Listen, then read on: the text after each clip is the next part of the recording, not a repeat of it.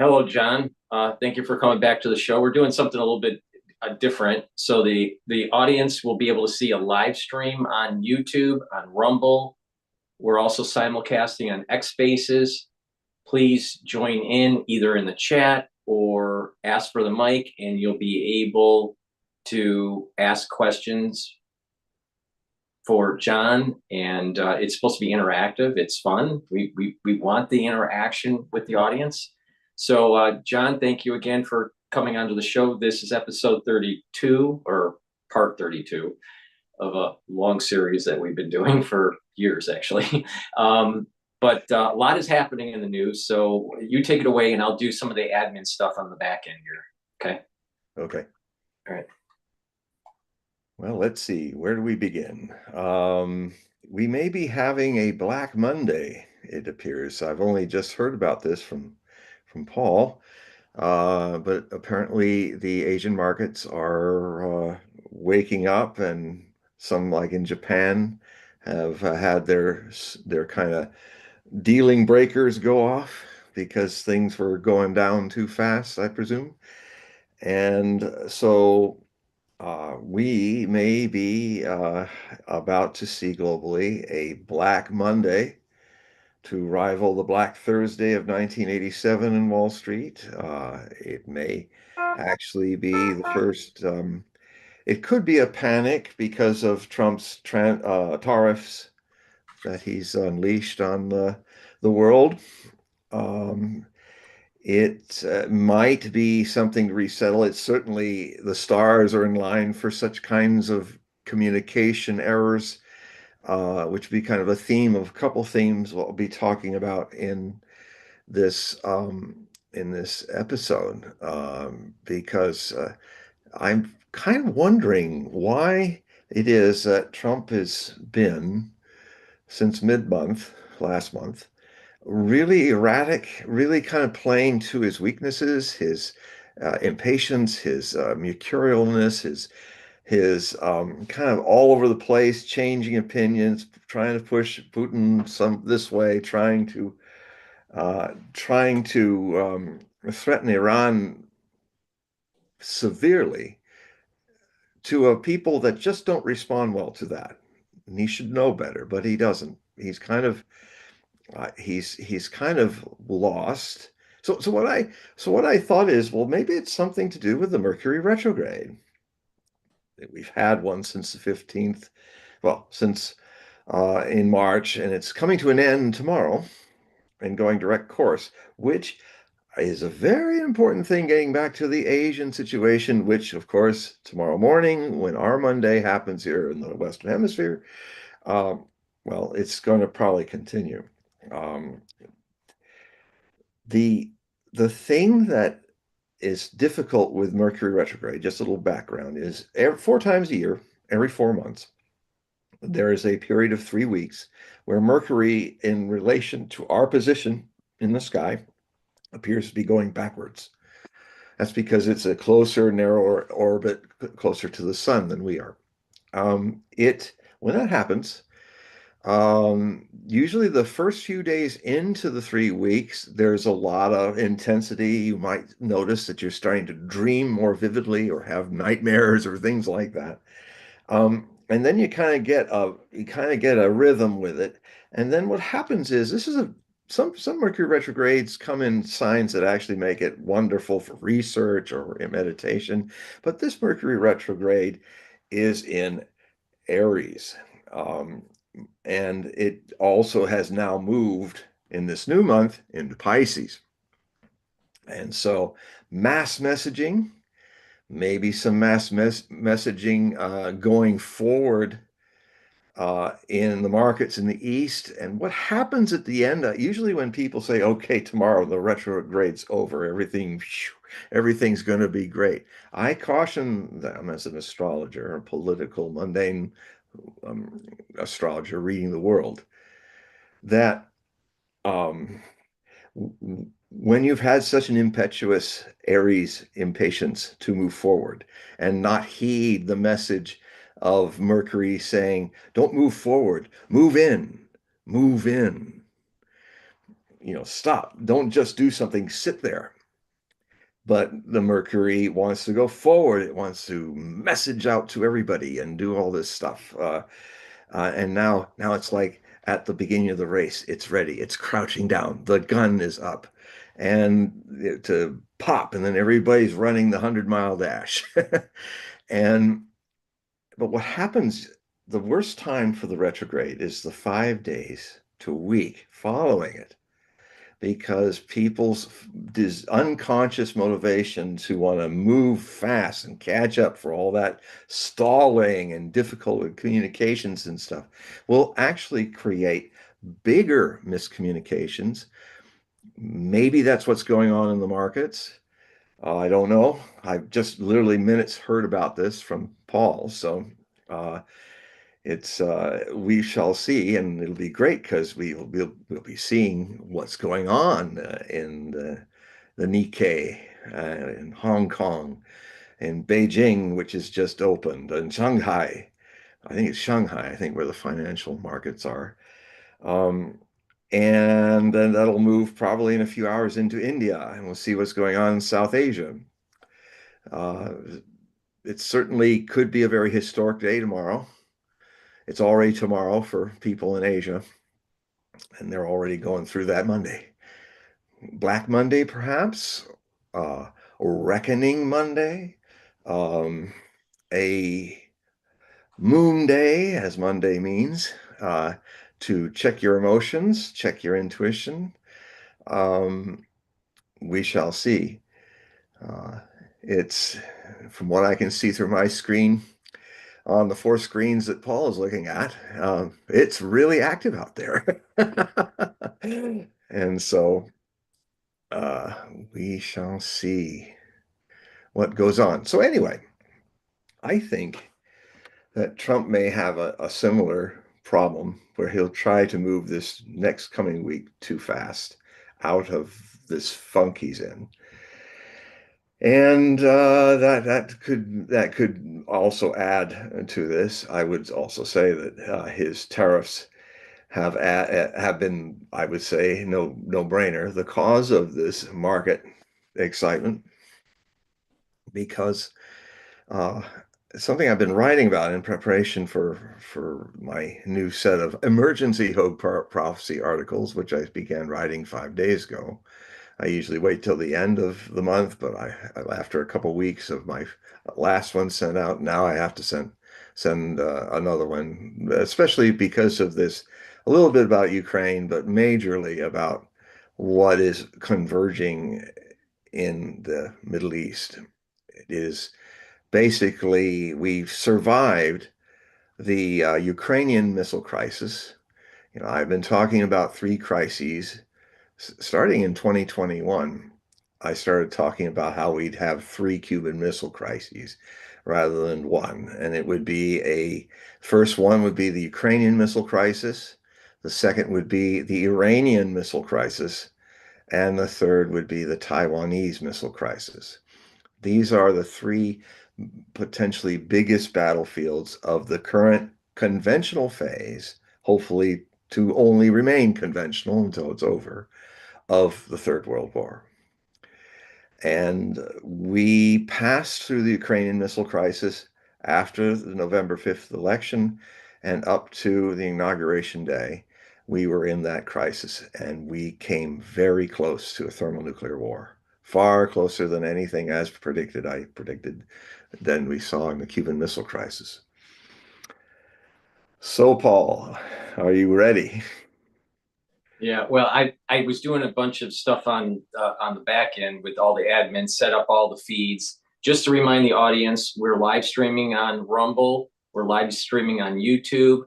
There's a simulcast on X Spaces. The links are in the chat if you want to ask a question through X Spaces, or you can just type in your question. I'll read them off to John. But please make sure that you click the links that are in the description of each of the videos I do with John. That will take you to his website, and that way you can sign up for his periodical. You can do a reading. You can even buy his books.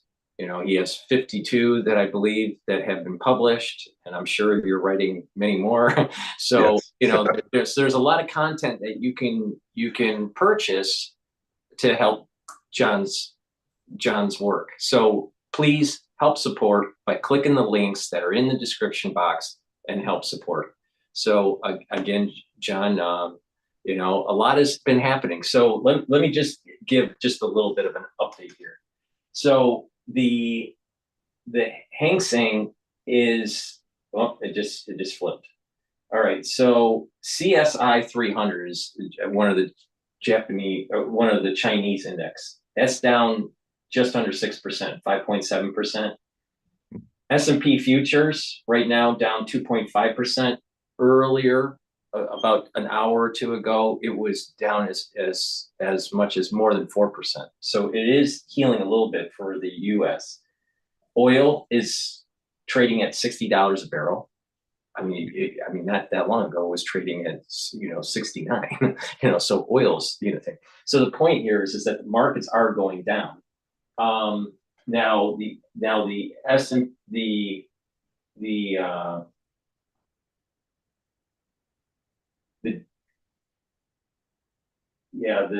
Brent is trading at 64. Usually Brent trades higher than WTI.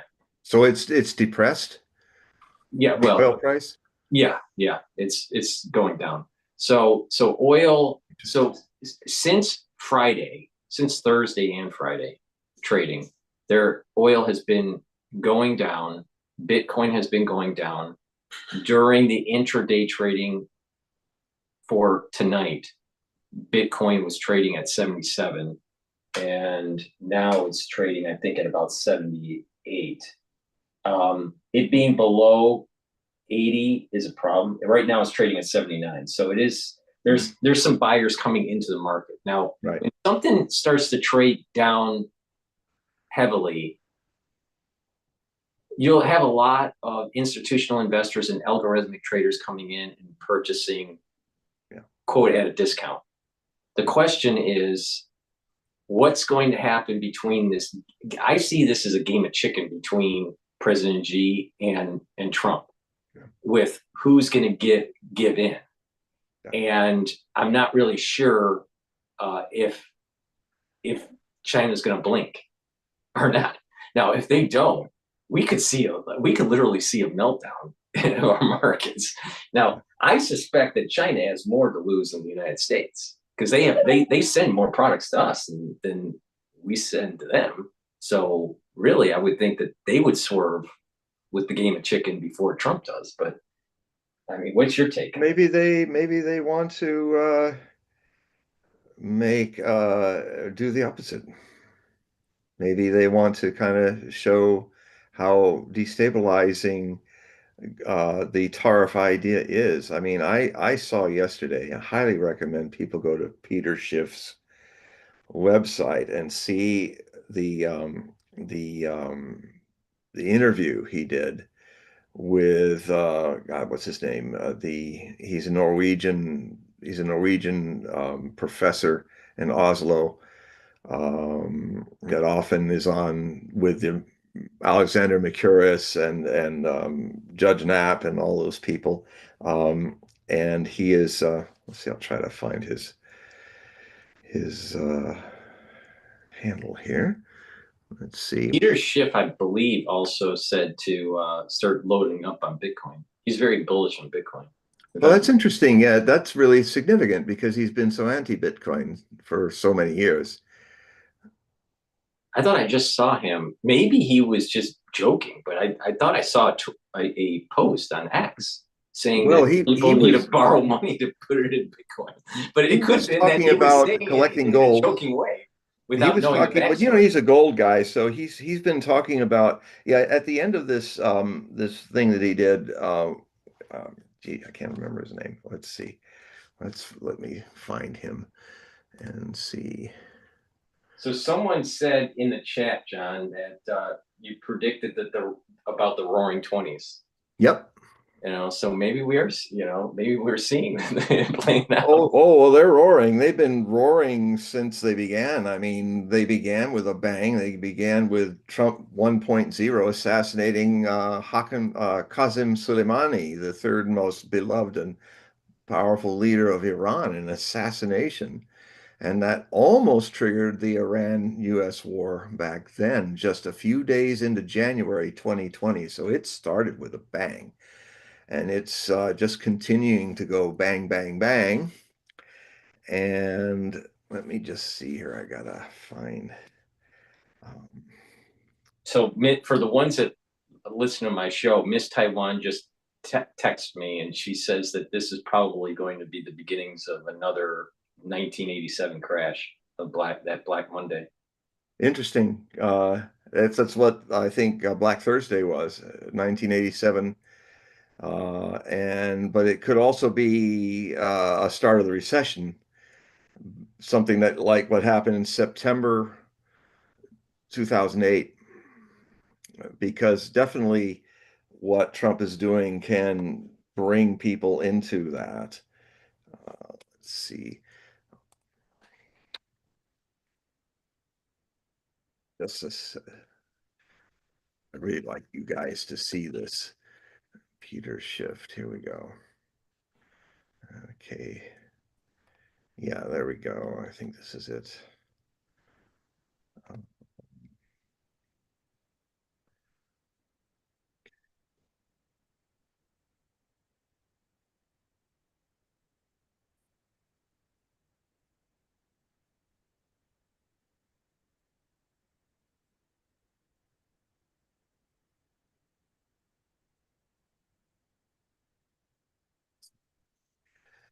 Mercury retrograde. Oh, it's very interesting.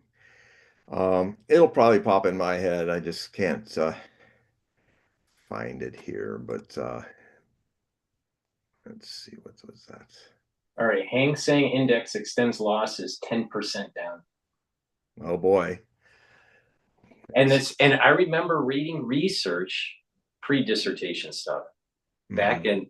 in like 2010, 2011, and they were saying when it comes to a contagion, it starts in Asia, Mhm. and there's two things that happen. There's a big drop in equities, and there's a lot more volatility in the currency market.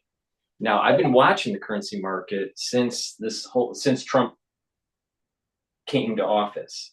And right now, the Japanese yen is a risk indicator that I look at relative to the USD has been strengthening, and that's usually a sign that there's stress building up in the market when the Japanese yen is strengthening. And it was trading not that long ago, just a couple weeks ago, at about 150, and now it's trading at 145. So if it breaks like 140, then we're going to see like a lot more volatility in Yeah. this market. And this is not going to be like 1, 2, 3 day sell off. This is going to be like multiple weeks of sell off. Well, I'm sensing now I'm tuning into it. I'm sensing it's going to be like September, October 2008. But Interesting. yeah, I'm thinking now if it parallels that completely, then by January of 2009, the stock market will be at 6,000 shares. So we'll see what happens. Well, just my gut reaction here. Mhm. It's different. It's different than the crash during 2020.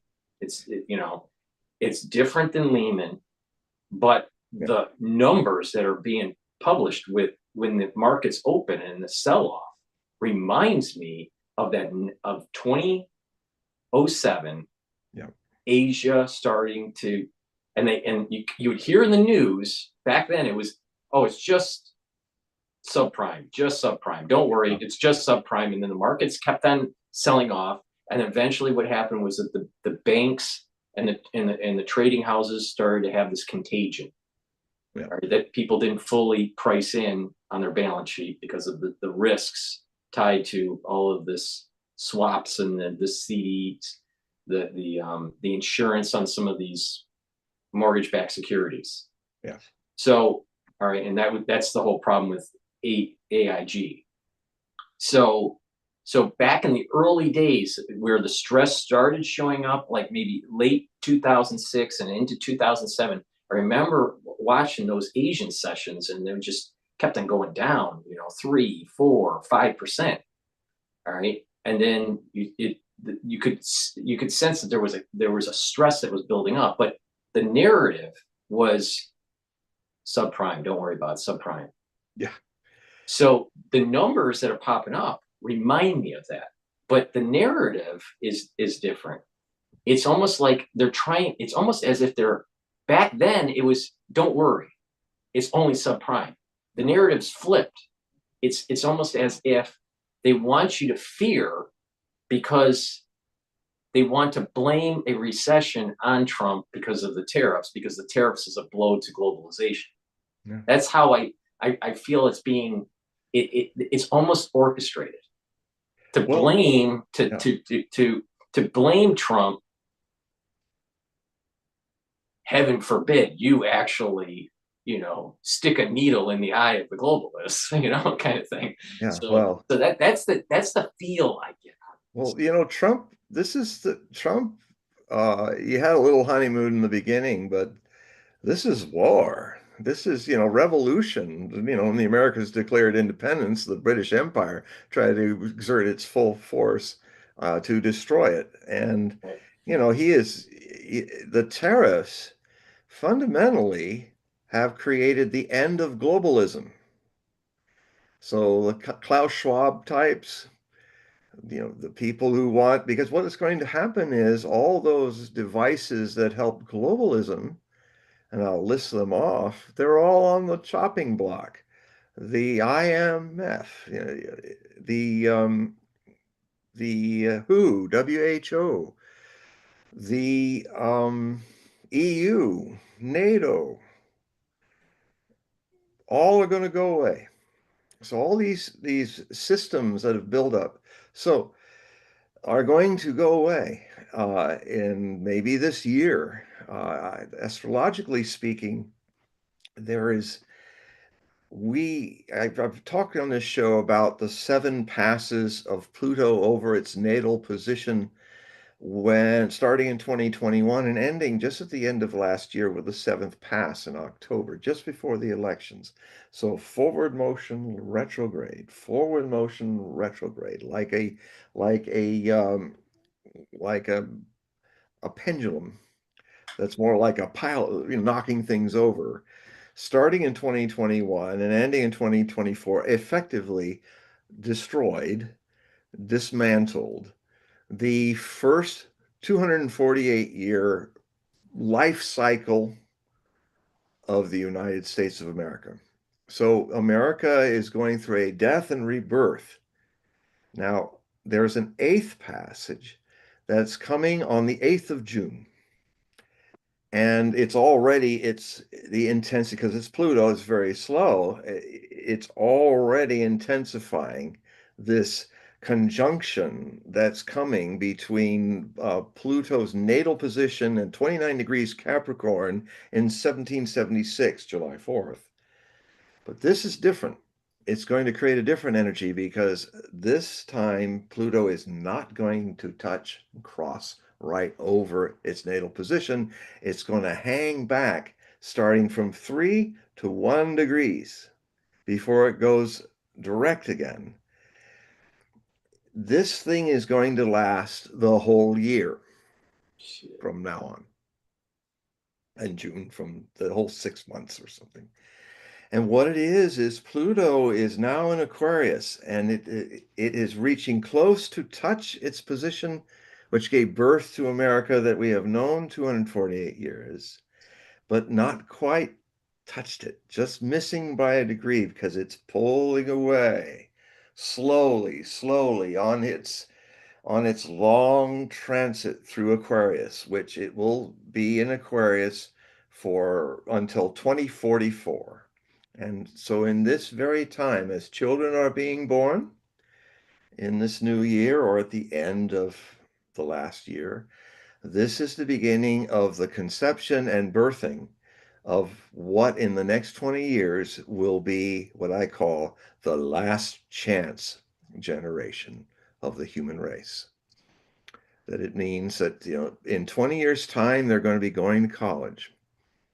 in 2044. In 2034, they will be having jobs. In 2054, they will be when now the Pluto is in anyway, they will be going, I think it's in Pisces then. So this is mass messaging, changing the whole, redefining what human race is in the 2050s.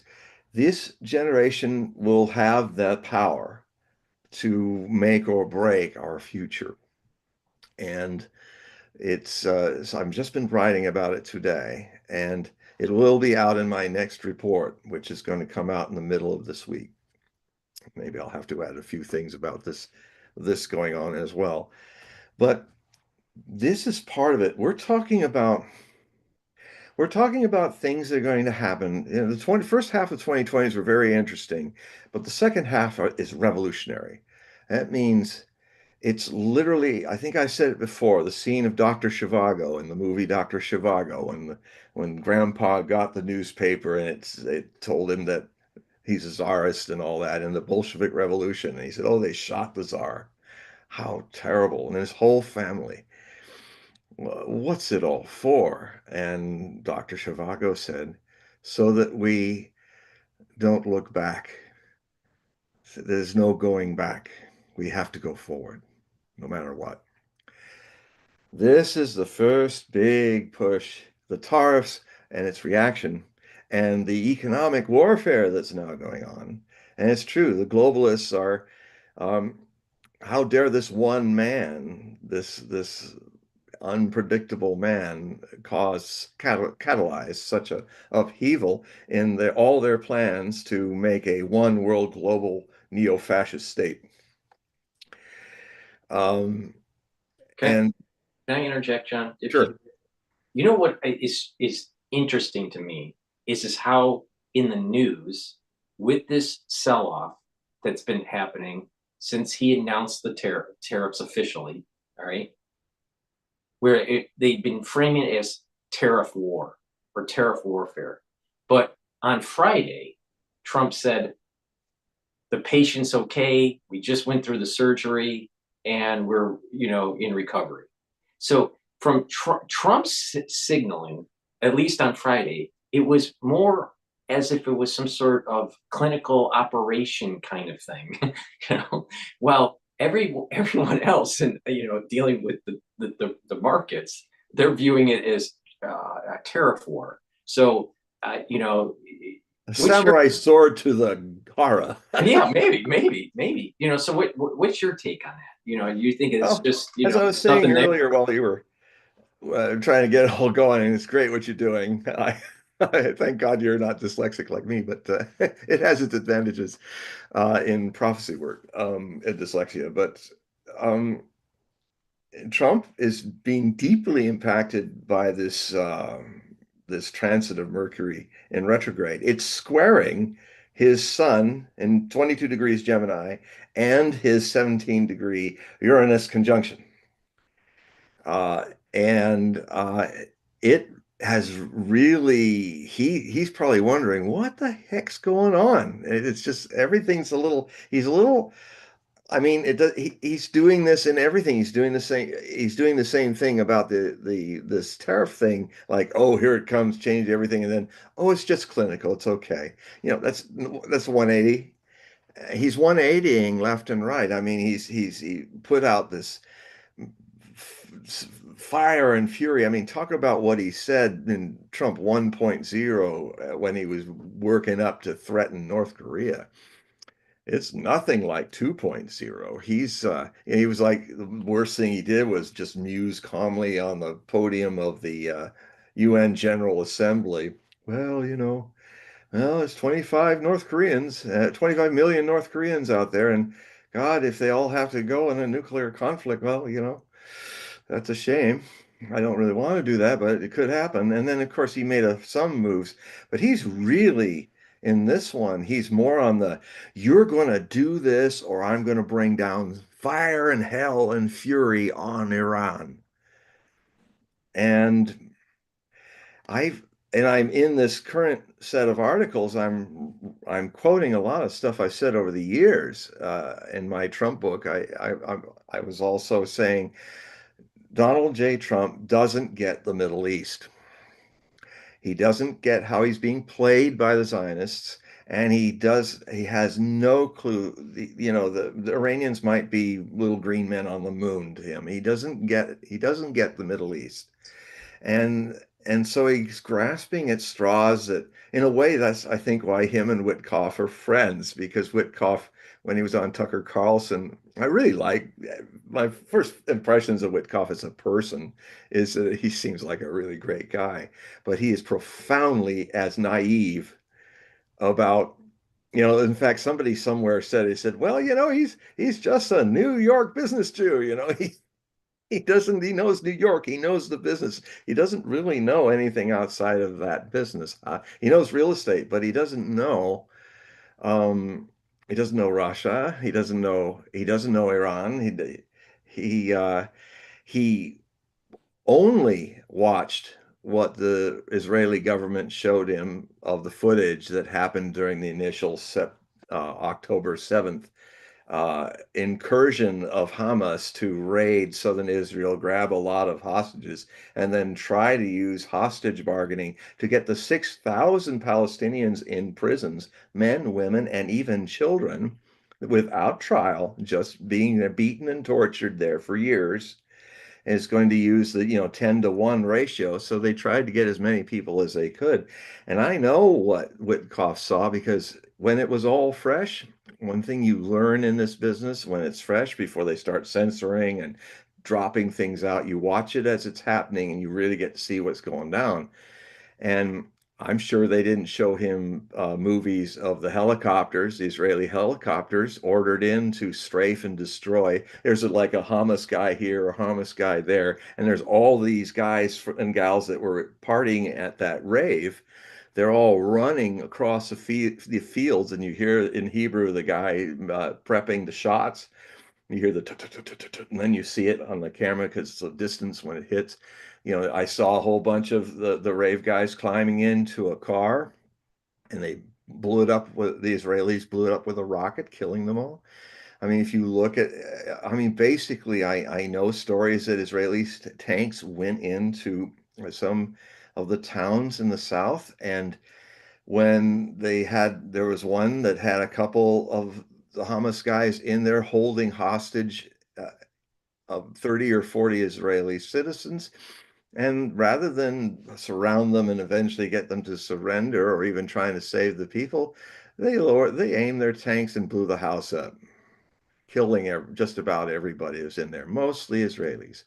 The 1,200 people that got killed on that first day, over half of them were killed by friendly fire. And I've shown the videos, I've shown the things. So when he's talking, I could tell that Witkoff had seen not those scenes, those were censored, but all the terrible things that Hamas was doing, like when they were on the road and people are driving by in their cars and they're just having hunting practice on people. I watched them. I watched people getting shot and killed before my eyes on video, and that was happening. And yes, I even talked about the guy who was cutting off the heads of Israeli soldiers. They used to have that video on, and he was even pushing his hand through eyeballs and stuff. It was terrible. But what I also noticed is he was a really pissed off guy, because frankly, are you going to expect people to act human when you put them in an open air prison camp for their whole lives, where you deny them full caloric food intake and water and things for decades? It's just like what happened with the Jewish rebellion in the Warsaw Ghetto. They fought back. They fought like tigers. They fought like beasts because they're being treated like beasts by the SS. And the SS was terrified, just like the Israeli armed forces got terrified with what's going there. So, I mean, without full without full appraisal of everybody opposite to you, if you can't see how the other guy got where he got, you can't, you're only going to be myopic, and you can be a really lovely guy like Mr. Witkoff. But I'm thinking, he's not a diplomat. He's no Sergei Lavrov. He is not a Henry Kissinger. He does business, and that is part of the problem. He's an extension of Trump, who is not a politician, being a businessman and trying to be transactional. Just think, like the Gazans are in Palestine, the Gaza Strip, and all the Palestinians are basically difficult tenants that we have to crowd out. Oh, we'll move them somewhere else. Um, he has no clue that one could argue that the people of Palestine actually have been there longer than the Hebrews when they came to claim it, because the name Palestine is predates, it's a very ancient name of the region where people who were pagan then, pagan Semites, worshipped Pallas, the donkey-headed goddess of the land of Palestine. And this predates the Canaanites, the Moabites, and the Amalekites. This goes way, way back. So when people say, "Oh, when poor Golda Meir, one of my heroes of Israeli leadership, says, well, there's no such thing as a Palestinian," there's a very brilliant woman being really stupid uh, because of her prejudice. No, if anything, they have first dibs on that land by thousands of years. And they're the people being murdered by the very Europeanized um, Jews some Zionists of Israel. So, but it's not a Riviera. He's going to make it a Riviera for the rich people, and over the bones of maybe already about 300 to 600,000 dead Palestinians. Um, he just doesn't get at that. And I'll close with this little rave, is that Donald Trump's greatest strength is his spontaneous mediumship, but it is unconscious. He's like the centipede, as I was saying in the last episode. He can't think. He has to do with his instincts, but it has its limitations. And there's some really dark folks out there who's got his MO psychically down, and they're making their moves. And I sometimes fear for him. He's got enough luck to survive many a threat, but this is going to be a big test, and it may be all over for Trump's revolution. What'll happen is Trump looked like he was the start of a revolution, and just like Kerensky in Russia. He suddenly, the Russian Revolution was two revolutions. There was the March Revolution, where Kerensky, who became the big guy, he was the Lenin. He was going to make Russia new, and the Tsar had been deposed. And within a few months after that, when Lenin and the Bolsheviks came in, he was nobody. He survived. He ended up being a professor in a university in the San Francisco basin, I think Berkeley, although it might have been one of the other universities. So he must spend most of his long life here in the United States. But Trump could have the same outcome, or it could be worse. I mean, he could be a Mirabeau in the French Revolution, or a Marat, or a Danton, who looks like, as Nostradamus called them all in his prophecies, which are remarkable about the French Revolution, quite chillingly accurate and right out there, naming names and details that happened, that can be documented. So he had his window wide open on the French Revolution. I think it's because being a royalist, he really wanted to not hide the fact and the danger from royalists of the future that this was coming. And he, so, a lot of those people who were like, these were the George Washingtons, Thomas Jeffersons of the French Revolution, they all got guillotined. and Robespierre replaced them. And then the Directory replaced him after the Reign of Terror ended. And eventually, the revolution, people were exhausted by the revolution, and they chose a dictator, Napoleon Bonaparte, who became their emperor. But strangely enough, bringing order to an exhausted decade of the French Revolution. So there's that thing to consider too. People, if this doesn't go the way it could go, people might, in a decade of this, get tired and say, "Give us a Napoleon, please." Um, so, so I know it's kind of, I'm going here, there, and everywhere, but this is the energy that we're in right now. And we have one comment and two questions. So let me okay. start with the first question that came in the order. This is from Sir PMC.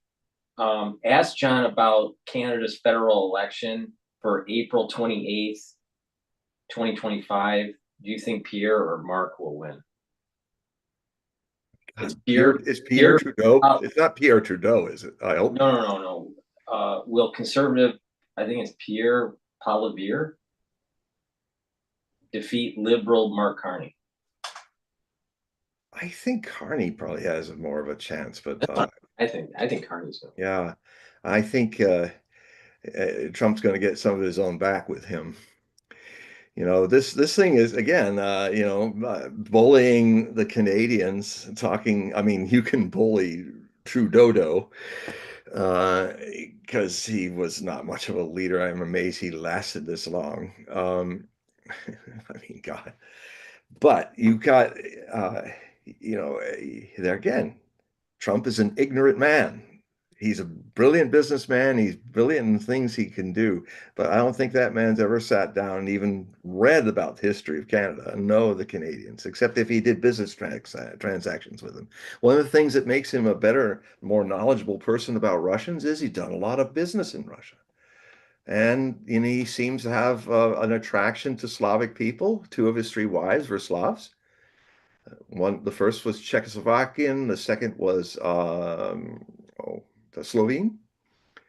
And that Baron, her child for Trump, the first language he learned was Slovene. I've seen pictures of him and movies of him when he was a little kid rattling off in Slovenian. It was cute. So he's got a closeness and a connection with the Slavic peoples, and because of him being instinctive, he's never going to become knowledgeable about things. He's just going to jump in and see what he can do, and sometimes it works very well. But as great as it sometimes can work, other times it can collapse. All right, let me ask the other question here. This is from GDI. Does John know anything about the Einstein-Rosen bridge or negative energy tech for the future? I don't know anything about this. You mean like Newell energy? Like well, it's funny. It's like it's even in theories in Star Trek a bit. This whole idea of antimatter. That which is not matter to count to, or as the punk rock band used to say, antimatter. What does it matter? Well, it doesn't matter. It's the thing. It's the no matter theoretically with the matter. Everybody's been getting out how they don't think there's any dark matter in the universe. I don't know. I thought the Einstein-Rosen bridge had something to do with warping of space and time and Holding space. And I'm not sure. I'd have to look it up. But I got so many things going on here. I don't want to. I know it's a little. Bear with us, guys. It's a lot going on. No, I don't want to mess with the feed. We're probably not ready for an Einstein. Yeah, I probably. I mean, if I change anything with these monitors, we're literally going to full space and time. Yes. Okay, so let me just. Was there a third comment or question? There was a comment, and that was from Rumble, and this individual was saying that, and it was dovetailing into what you were saying about the revolution. And he felt that we're living in another 1776. He feels the same way that you feel, that we're living in another. Actually, I wouldn't call it 1776. I would call it 1789. The French, it's going to be more like the French Revolution. Well, I that's probably true. The take that I have with this, and I did this on one of my shows recently, and when you were talking about, we finished that first cycle with Pluto, and we're going into this new cycle, and we're near our 250th anniversary for the country. That Trump, going back to the early beginnings of the revolution for the United States, it was about, it eventually turned into self-determination, life, liberty, and the pursuit of happiness. But I would say that the true catalyst was the stamp tax. economics. Yeah, Yeah, it was economics. Right. It's a very parallel situation. Right. That part I agree. So at that time, it was the King of England. England was a major world power. That they were globalization. So you go forward 250 years. Now we got Trump in office. There's elements of a George Washington thing about him, even with his hair and the way he walks with his long coat when he's walking down the street or whatever. But so the tariff war, and going after globalization,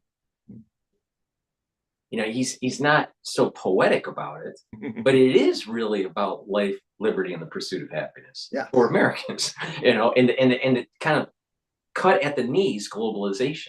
So I see that what's happening, this new cycle of 250 years or 248 years, it is really to fight a global order, just like our ancestors, the ones that fought in the revolution, our country fought a global order. That's right. So it was the first burgeoning middle class. Class. It was the first. The other thing that these Pluto cycles created was a new class of people, a middle class, and it was only in Europe and here that happened.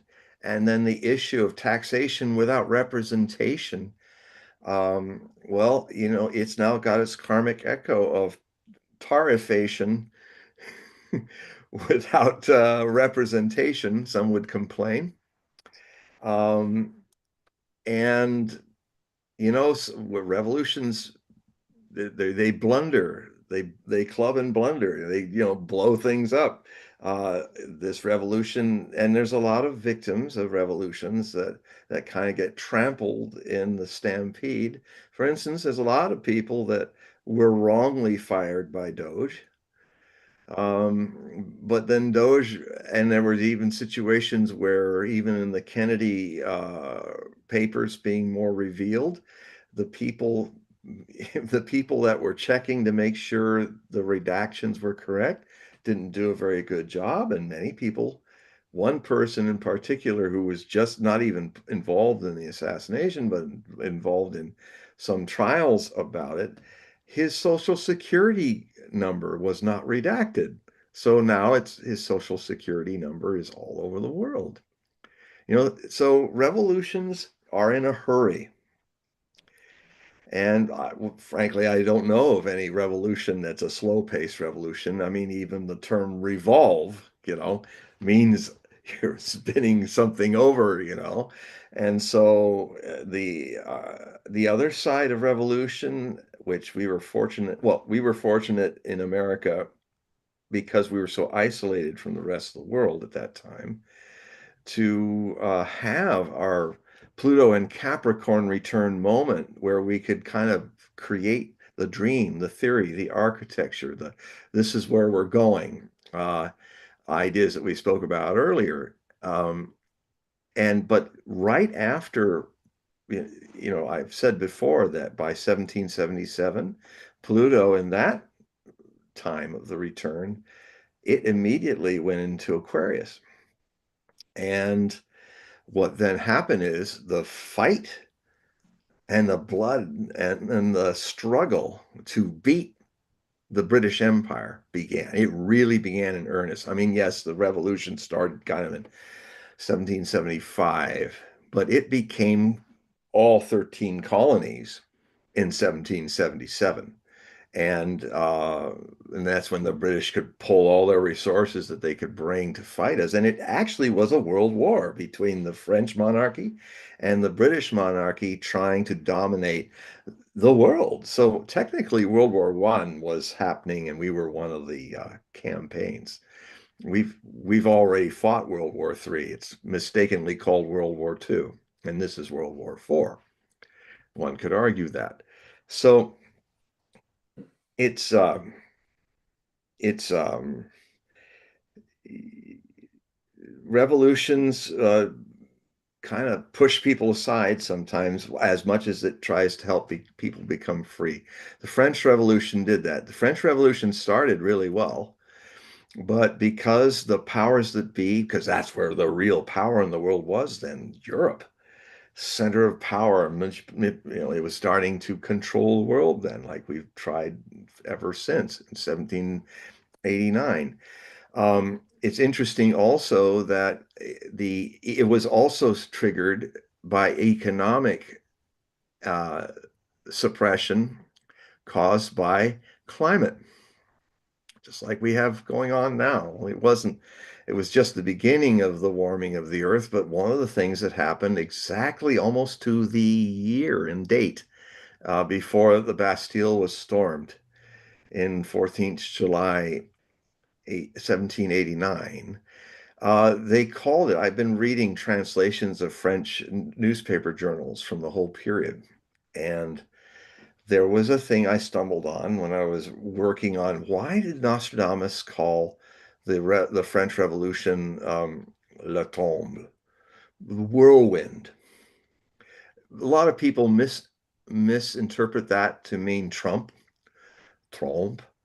It's not.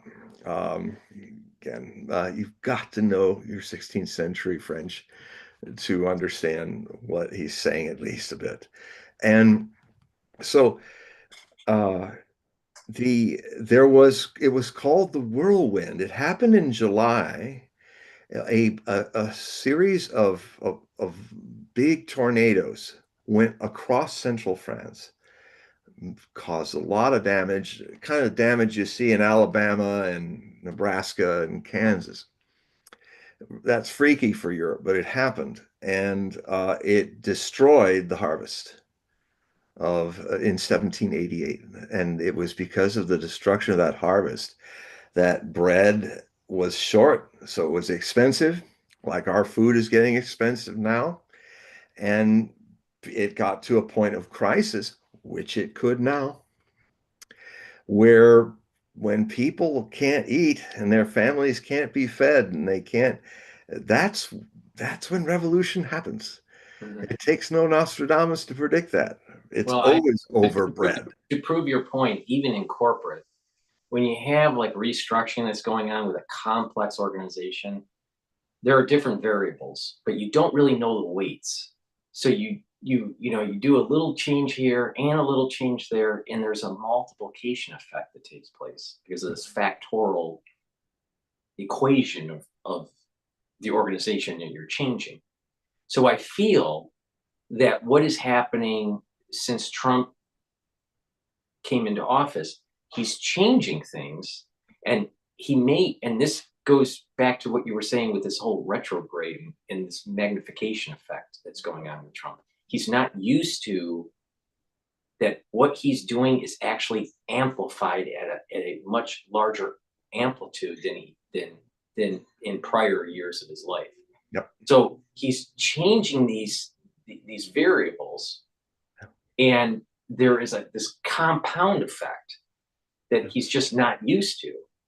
And I'll tell you, I'm looking at these numbers. I've been watching financial markets for a Yeah. long time. For I mean a long time. All right, and I'll tell you the numbers that are coming through here in the Asian session: 9% down, 6% down. Wow. Right now the U.S. equity market is stabilized. It wasn't stabilized earlier, but it's stabilized. But I Really? suspect that once the European session gets online, Yeah. when we're asleep, that volatility will start to increase. So the New York session in the morning may be pretty tumultuous. But I mean, the Shanghai index, CSI, Hang Seng, they're all down by a lot. So there's this. I, I think that I think in the long run, the world and the United States will be better off by chipping away at this Ponzi scheme of globalization, right? Or however we want to phrase it. But we have a Ponzi scheme that's going on in the equity market. We have a Federal Reserve that keeps on pumping money into a system where you have literally the drug dealer is the Federal Reserve, and and the opium addicts are Yeah, the they traders in are. Wall Street, and they are just begging for more free money, You you know, know. it's like Lenin shot the Tsar and the family. Right, It just blew it all away. And now, for better and worse, we have to move forward. right. Trump put tariffs opposite to what worked with McKinley. It was Glenn Deason, by the way,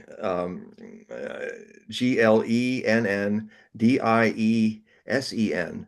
It was his show that had Peter Schiff Oh, on yesterday.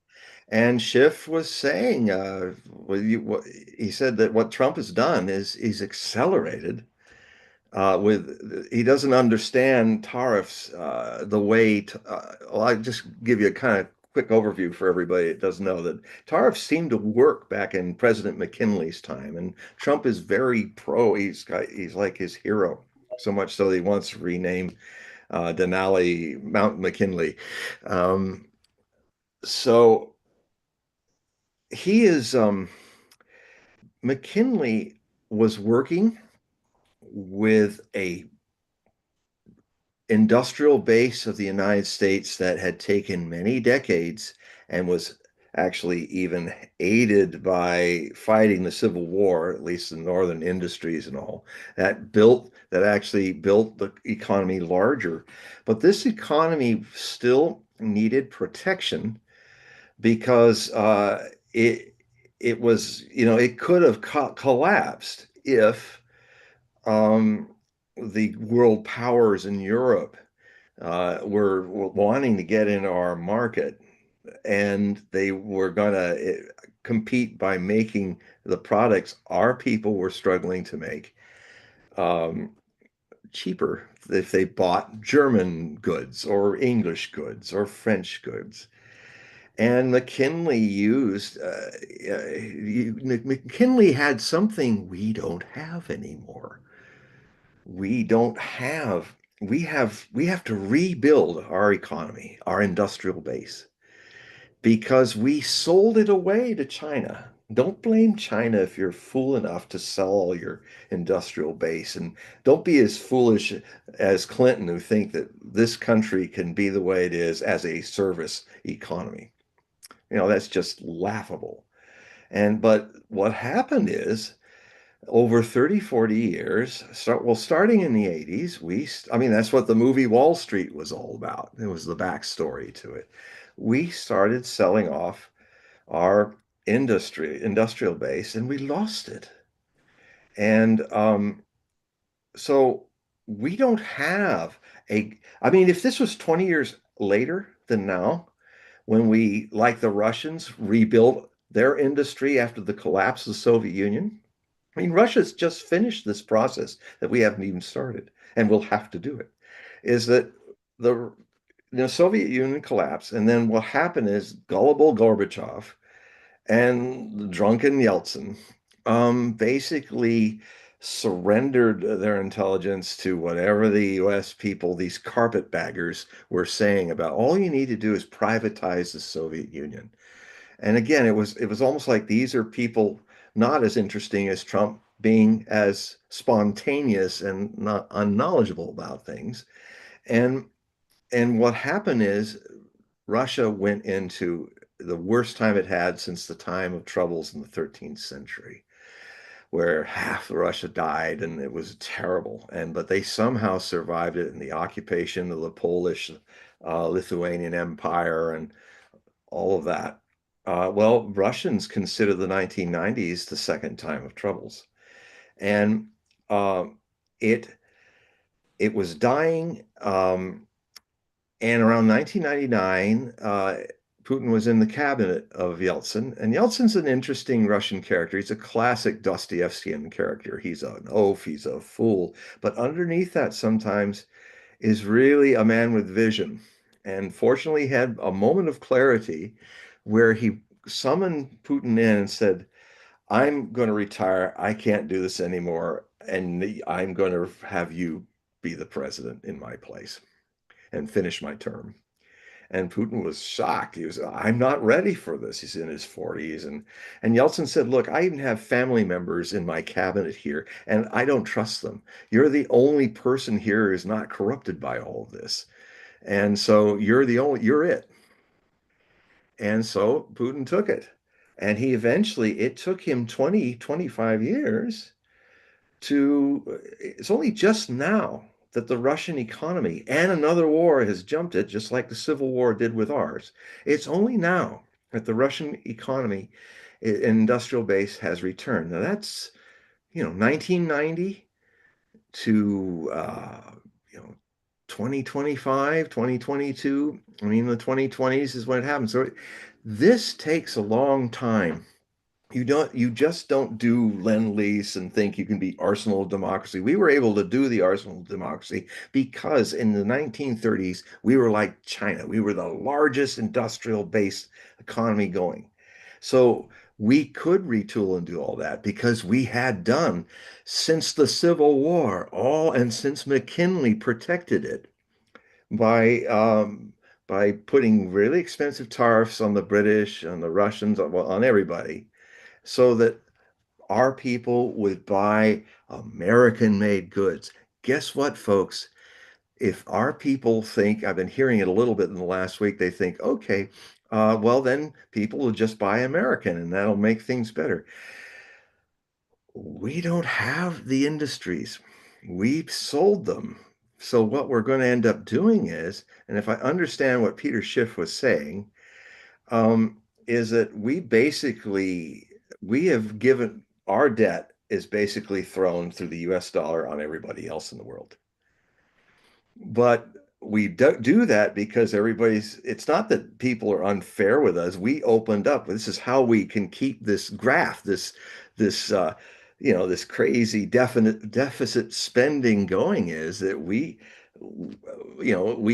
keeping our governments too big, everything that we've got to cut down. So we start saving when we don't need to save. We just throw it out there with a dollar. But we've been taking the US dollar and weaponizing it so bad now that the BRICS is now happening. And people are saying, we'd love to be with the dollar, but we're sorry. We're tired of being persecuted and screwed by the way you guys sanction us. So bye bye. And but to finish this point, if we're going to turn back to America, people are going to have a big shock coming. They're going to see to what extent we don't have the industrial base that McKinley had to protect. We we don't have it. And so if we're not buying from everybody outside and their industries and stuff, guess what? That all that financialization of our debt is coming right back into our real half-dead economy. And it's going to be tough. Now, please watch Schiff and Glenn Deason. He'll say it a lot more clear than I can, but it's quite a show. Um, yeah. Well, it's interesting. I just got a text message from Miss Taiwan, and she also stated that Ackman, who is a institutional investor, he has his own fund, that he thinks that Trump went a little bit overboard with the tariffs, but he's a buyer. He's buying into the market. Yeah. So my take is that there's going to be enough optimists in the that are trying to get deals and buying those deals as this market starts to sell off in the United States. I don't think that's the case in Asia. I think in the case in Asia and maybe even in Europe, where this may actually put them into a recession, and that will have a reverberation effect into the U.S. economy and lead to maybe a global depression. Well, I've always been saying that a global depression is necessary, just like recessions are necessary, but a global depression is a more extreme version of it. I mean, it's just like what we used to do in California, my native state, when I used to live there. People were complaining about how they didn't want to burn any of the underbrush because of forests, because it was make them not so pretty and people wouldn't want to camp there. But frankly, the natural way of things is that nature with its fires does burn the brush. But if you have too much brush, growing over decades that doesn't go through that natural process, then the whole forest burns down. And so there's a little of that going on with this. The Yeah, I just let's see. I'm trying to think how it is that I could say this. It's the I don't think that's going to happen with China. What it's going to do is it's going to accelerate the BRICS.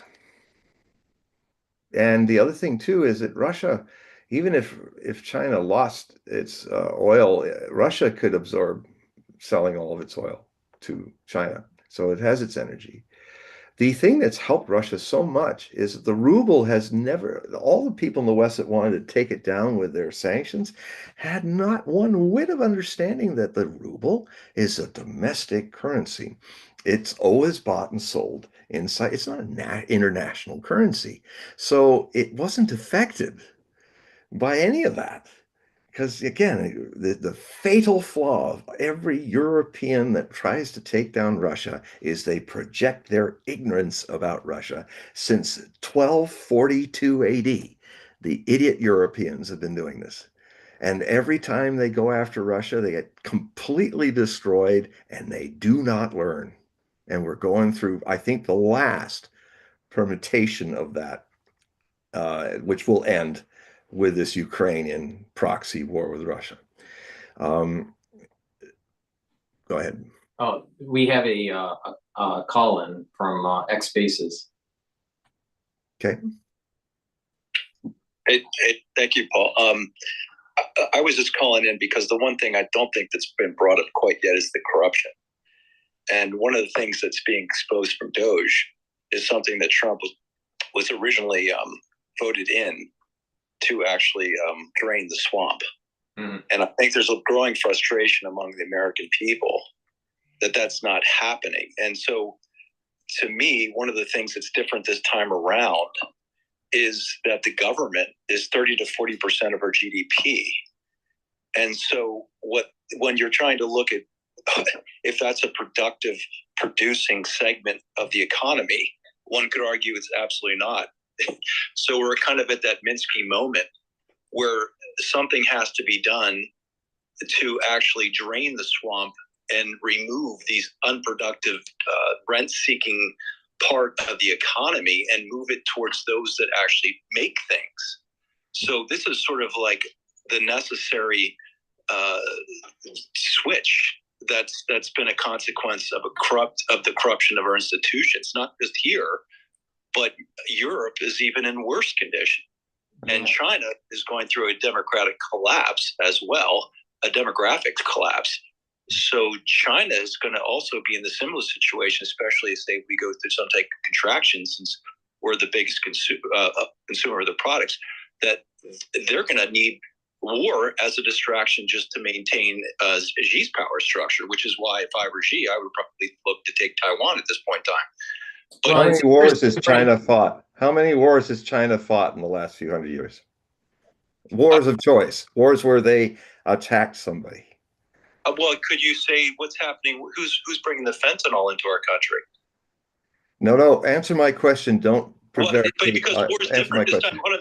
No, I missed the question. I'm saying war is very different this time around. In fact, they said No, you're talking about China having to go to war to keep its economy going. Am I hearing you right? No, I said to distract them from a contraction in their economy. So you put yourself on some type of war. Sounds very American. That's what America does. China's a very different fish.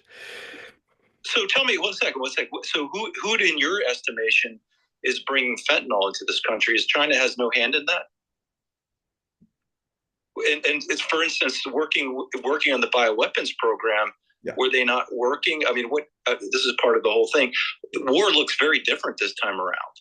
And China understands that it's very difficult to take the U.S. on any type of direct conflict. So when we're talking about informational warfare, bioweapon warfare, even drugs moving into the country, that you could argue that we're already in a war with that. Well, and we've already been waging that war on China as well. So it's almost like getting our own back a little bit. Well, again, it's not the American people. This is what I keep talking about, these rogue institutions that we need to drain from Washington. And that's the frustration among the American people, because you have Rumsfeld comes out and says pre 9/11, we can't find $2.3 trillion. And we talk, you have someone like Assange saying, well, Afghan is just basically a means to launder U.S. taxpayer money. Ukraine is a lot of what we do is that, and the tariff thing may have actually cut that flow off, which will be forcing us then to get a little even straighter than just draining the swamp, looking fundamentally at the problem. It's a structural problem. I mean, we have financialized our economy at the cost of the economy that makes things. But John, let me let me finish. So that financialization, when they broke the wall that separated basic economic banks with stock market and made it all kind of mixed together, that when Clinton did that was the beginning of all this mess that we're in now. So one of the things that has to happen is something like Glass-Steagall has to be put back. So there's a firewall between the real economy and its investments that makes things, that makes jobs, that makes wealth, and all that financial place, which is all now in the same bed together. So the other thing we got to look at too, have you noticed that, we went through USAID and cleaned a lot of stuff out that was good. But why is DOGE stopping with the military-industrial complex? Because that, again, we're getting to the heart of this cabal that makes it's the Pentagon. I was waiting, okay, if Trump can really get in and start doing what he did to USAID, that would be significant, because there is at least, we've taken out 1 trillion of waste, but there is so much waste in the military industrial complex in the Pentagon. Why isn't DOGE going in there now? What's pausing it? Why is the news not talking about it? Is this another place where the swamp is fighting back? I think it is. I think I want to interject to prove John's point here. In the news recently, we heard Rand Paul and Ted Cruz almost be defensive and go against Trump's tariff policies when they were being interviewed in the media. Saying that they're inflationary, they're not going to work, it could lead to a recession or a depression. So, typically I would think Rand Paul is not a swamp creature. Ted Cruz, not, he probably is, right? He has large positions in Bitcoin, in not just in Bitcoin, but also in miners and in exchanges. So he benefits if there is a market rally, especially with companies that are tied somehow to Bitcoin. Well, Bitcoin's selling off, and almost every single equity in the U.S. market is down. So basically, Ted Cruz is losing money. So he's positioned himself almost like a swamp creature. And then they spin it as, well, we can't keep on going down this road because we may lose in the midterm election and lose seats to the Democrats. So two individuals that I would say MAGA looks towards to push a Trump agenda in Congress, or in the Senate in this case, seems to be retreating a little bit. That's how deep it goes. These, I'm not so sure that you can even really get the swamp creatures out unless you go totally nuke. You can't drain the swamp. You need to nuke the swamp.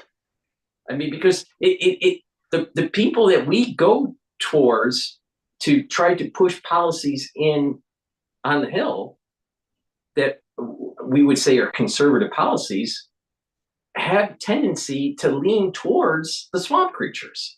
So I don't know who to trust anymore. When Rand Paul, you can't even trust Rand Paul to bring down the global new world order. I don't know who you can trust. That is the thing that's we're all now having a reality of revolutionary times. Mm-hmm. This is just the kind of things that happen. People who,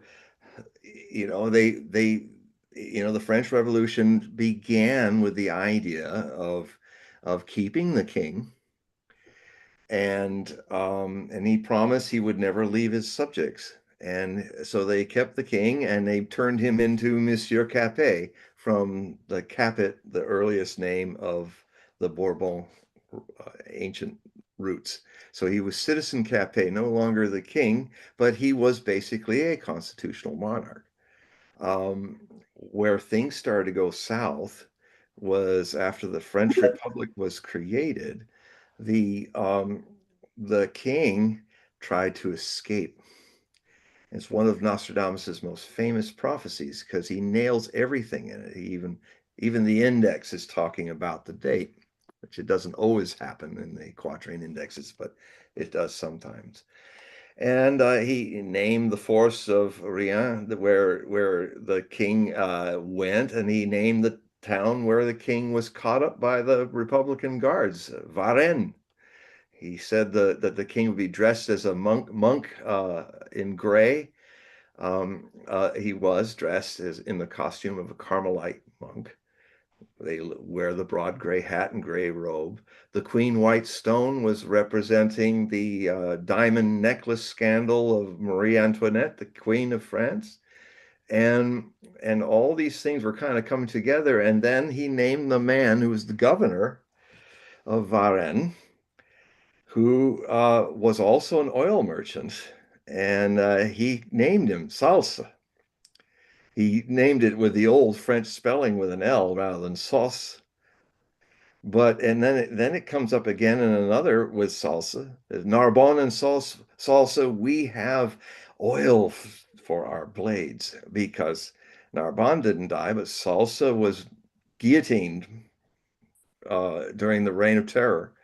And he was a hero, before that. And so he not only named him again, but his profession. He was an oil merchant.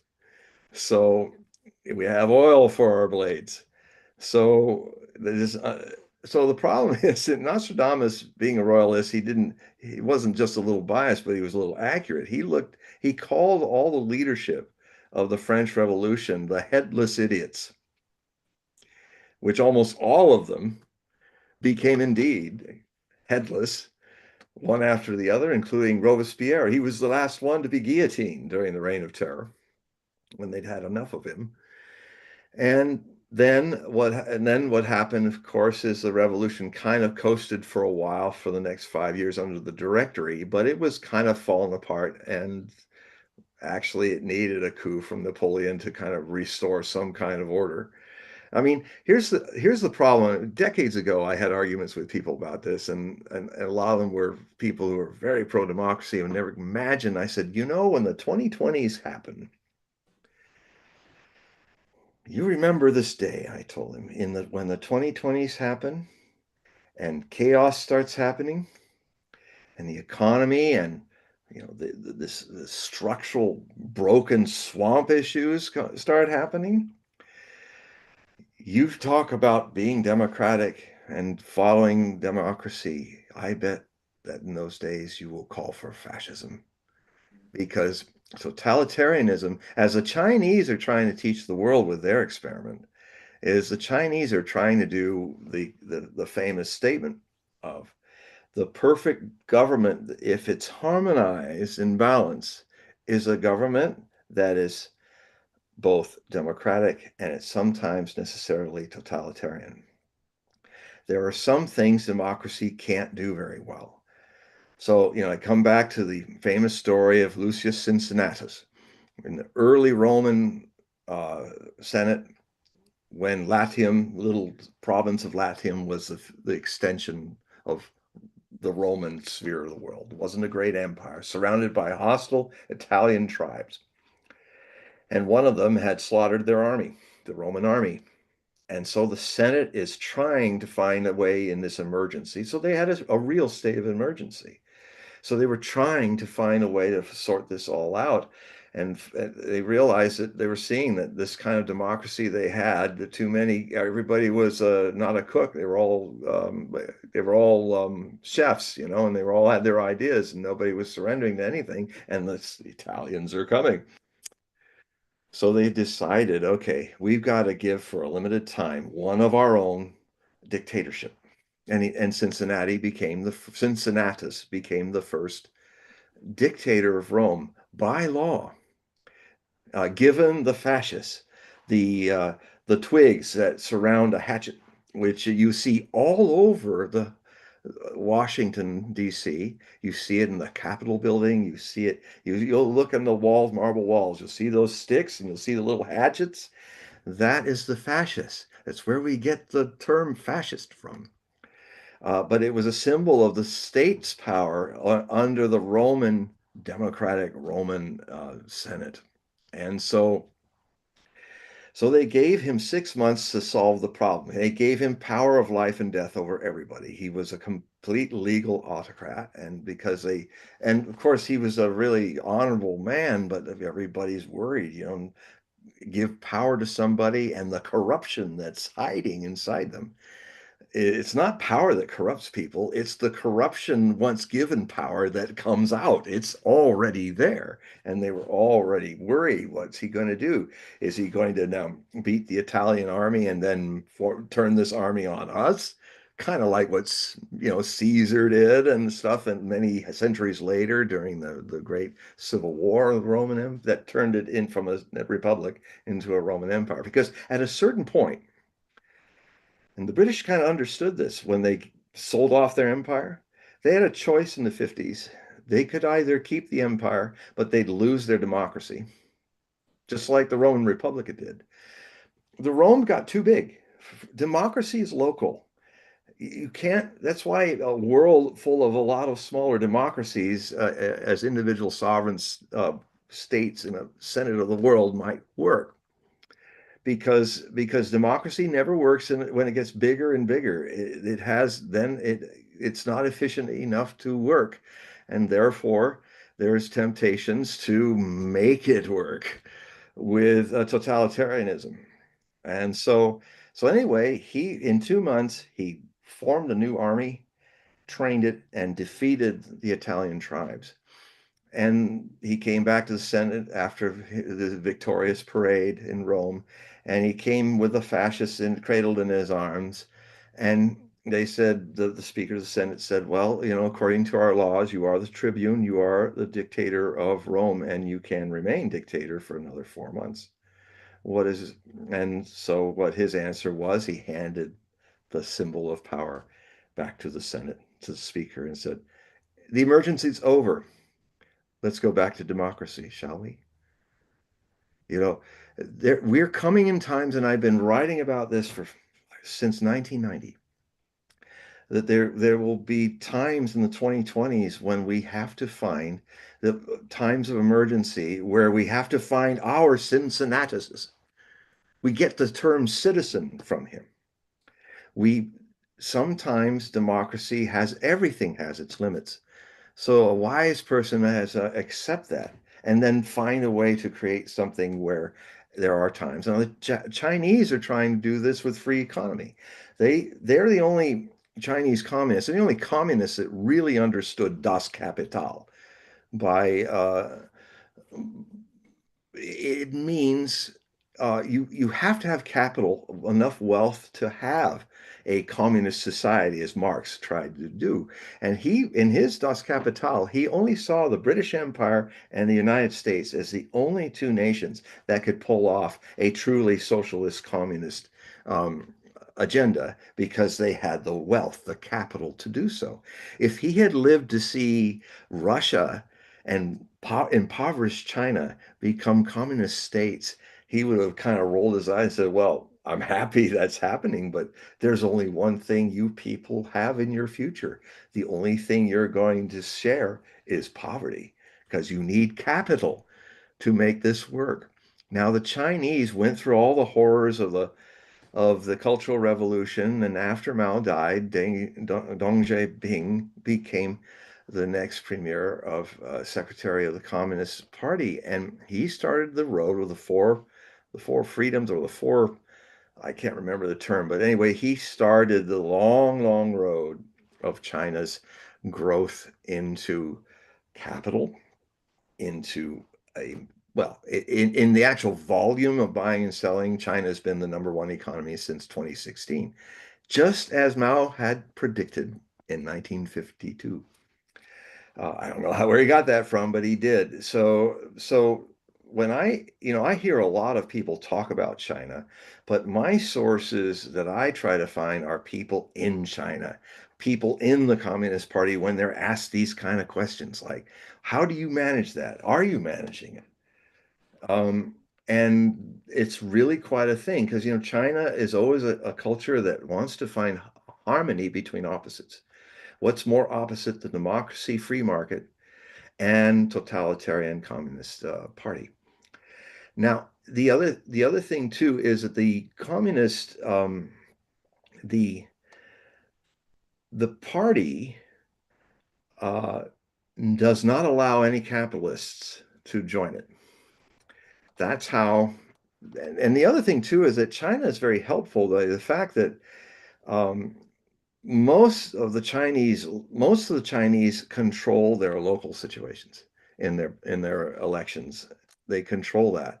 So, and what happens is they control a committee, and then those committees choose, and it's kind of a meritocratic system as well, where those who have the experience choose who can run this thing or a higher thing, all the way up to the Congress in Beijing. But um, the biggest tug of war is the more they gain the success of wealth and democracy in the streets, then there's this pull between the two. Where is the Communist Party now going to sit on that because it's getting too hot?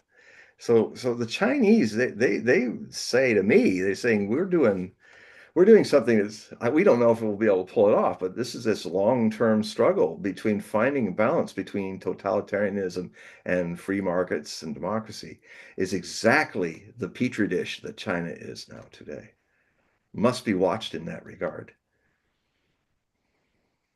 So John, we had Mr. T on the X Spaces, but he left. He wanted to talk. I gave him the mic, but he left. So Mr. T left. So if Mr. So T who was listens, Mr. T? Was that I the don't guy I know. was? I have no idea who Mr. T was. So Come back, Mr. T. Mr. T, if you're listening, come back and we'll give you the mic. Come back, Shane. And Don just left. He wanted to continue talking, but I got for the sake, I have to say this, for the sake of, this happens on other shows too, and I'm kind of new at this. It's when you have a question, so just so other people have a chance to ask questions, uh, ask your question, I'll answer it, but don't think that this is going to be like a debate that goes for an hour or something. This is let other people have a chance to chime in. I mean, sometimes we'll do that, but don't let it get into a habit. Well, we missed Mr. T. So if Mr. T is listening, please come on back. I did give you the mic, but you left. So When did he leave? he left about 5 minutes ago. Okay. But hopefully he comes back. But here's Don again. He wanted to interject, but Don, you have the speaker. Yeah, sorry, John, for making this into debate. I'm really not. I'm just challenging some of your positions. Yeah, I know, but I want you to kind of be a little more sensitive to other people. I mean, I love talking to you, but remember, there's other people. Okay, well, let me ask my question, John. My question to you, because you don't throw it off. Respond to what I'm saying. Then we'll listen to your question. I mean, don't. Oh yeah, that's true. No, this is something that I love what you say and all, but I don't like the way you kind of hog the airwaves. What do you think about John, that? if you look at my time compared to yours, it's actually about a fifth. So my question to you is about China's position. You seem to think that they've turned. No, I'm asking to build up to my question. You don't see China as a threat at all. No, I didn't say that. You're projecting that. I didn't say that.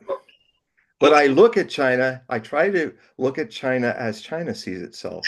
And I think that would help a lot for us to at least know how to fight them or find ways to live with them. That's my answer. Okay, well then, so I'm not necessarily disagreeing. I'm saying the problem that I see, and maybe I'm asking the question is people's attention span, in its ability to try to figure out who the enemy is that we're trying to fight. And to that extent, China is someone that I think has been influenced by this deep state cabal, where they moved a lot of intellectual property to them because they realized. Talk about an attention span. You're starting to hog the thing again. This is not the Don and John show. Okay. And you know, I am asking you to. Okay. Do you see China's basically use of social media? You just brush that off. So I'm done. All right. Okay. All right. Okay. All right. You know, sometimes one has to do this, and I mean, it has good things to say, but I'd really, you know, let's if you guys want more things to happen, call in. Mr. T, if you're out there, come on in. Come on down. You're on the Price is Right. But I've been watching the markets here, and what is interesting, as you were talking with Don, was that Taiwan made a statement where they want to remove their tariffs and have no tariffs with the United States. All right, so they're trying to normalize and really have free trade. Now, what is interesting is them positioning themselves that way while President Xi positioned himself on Friday with retaliatory tariffs. So you're seeing that fissure, all right, that's starting to start. And I've been worried about this ever since even during COVID, that Xi is positioning himself with the flash pan in Taiwan, where it could lead to a major war in the Pacific. And I'm not so sure that our Navy is prepared for it.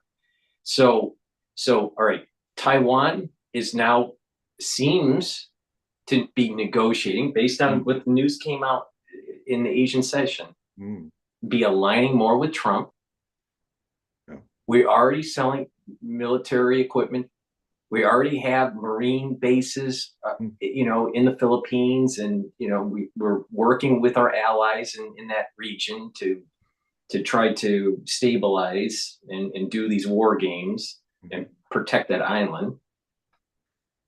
China does a retaliatory tariff, and it now seems that we're closer, back to your point with World War IV, you know, we're getting closer and closer to this flash pan moment in Taiwan.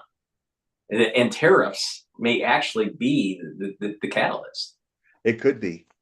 But also I've also been seeing a lot of countries are saying, yeah, we'll drop I mean, this is one of the things Trump's trying to do with this kind of confrontational way of his.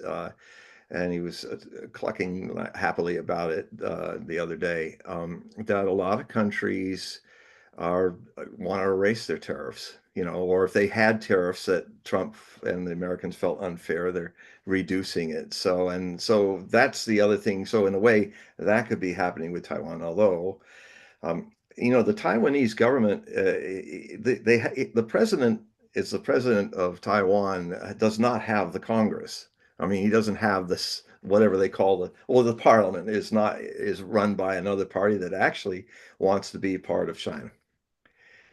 Technically, we've already declared that they are a part of China. This has been in our writ since 1979, and now that Trump's erased that little point out of the State Department's stuff, doesn't change that.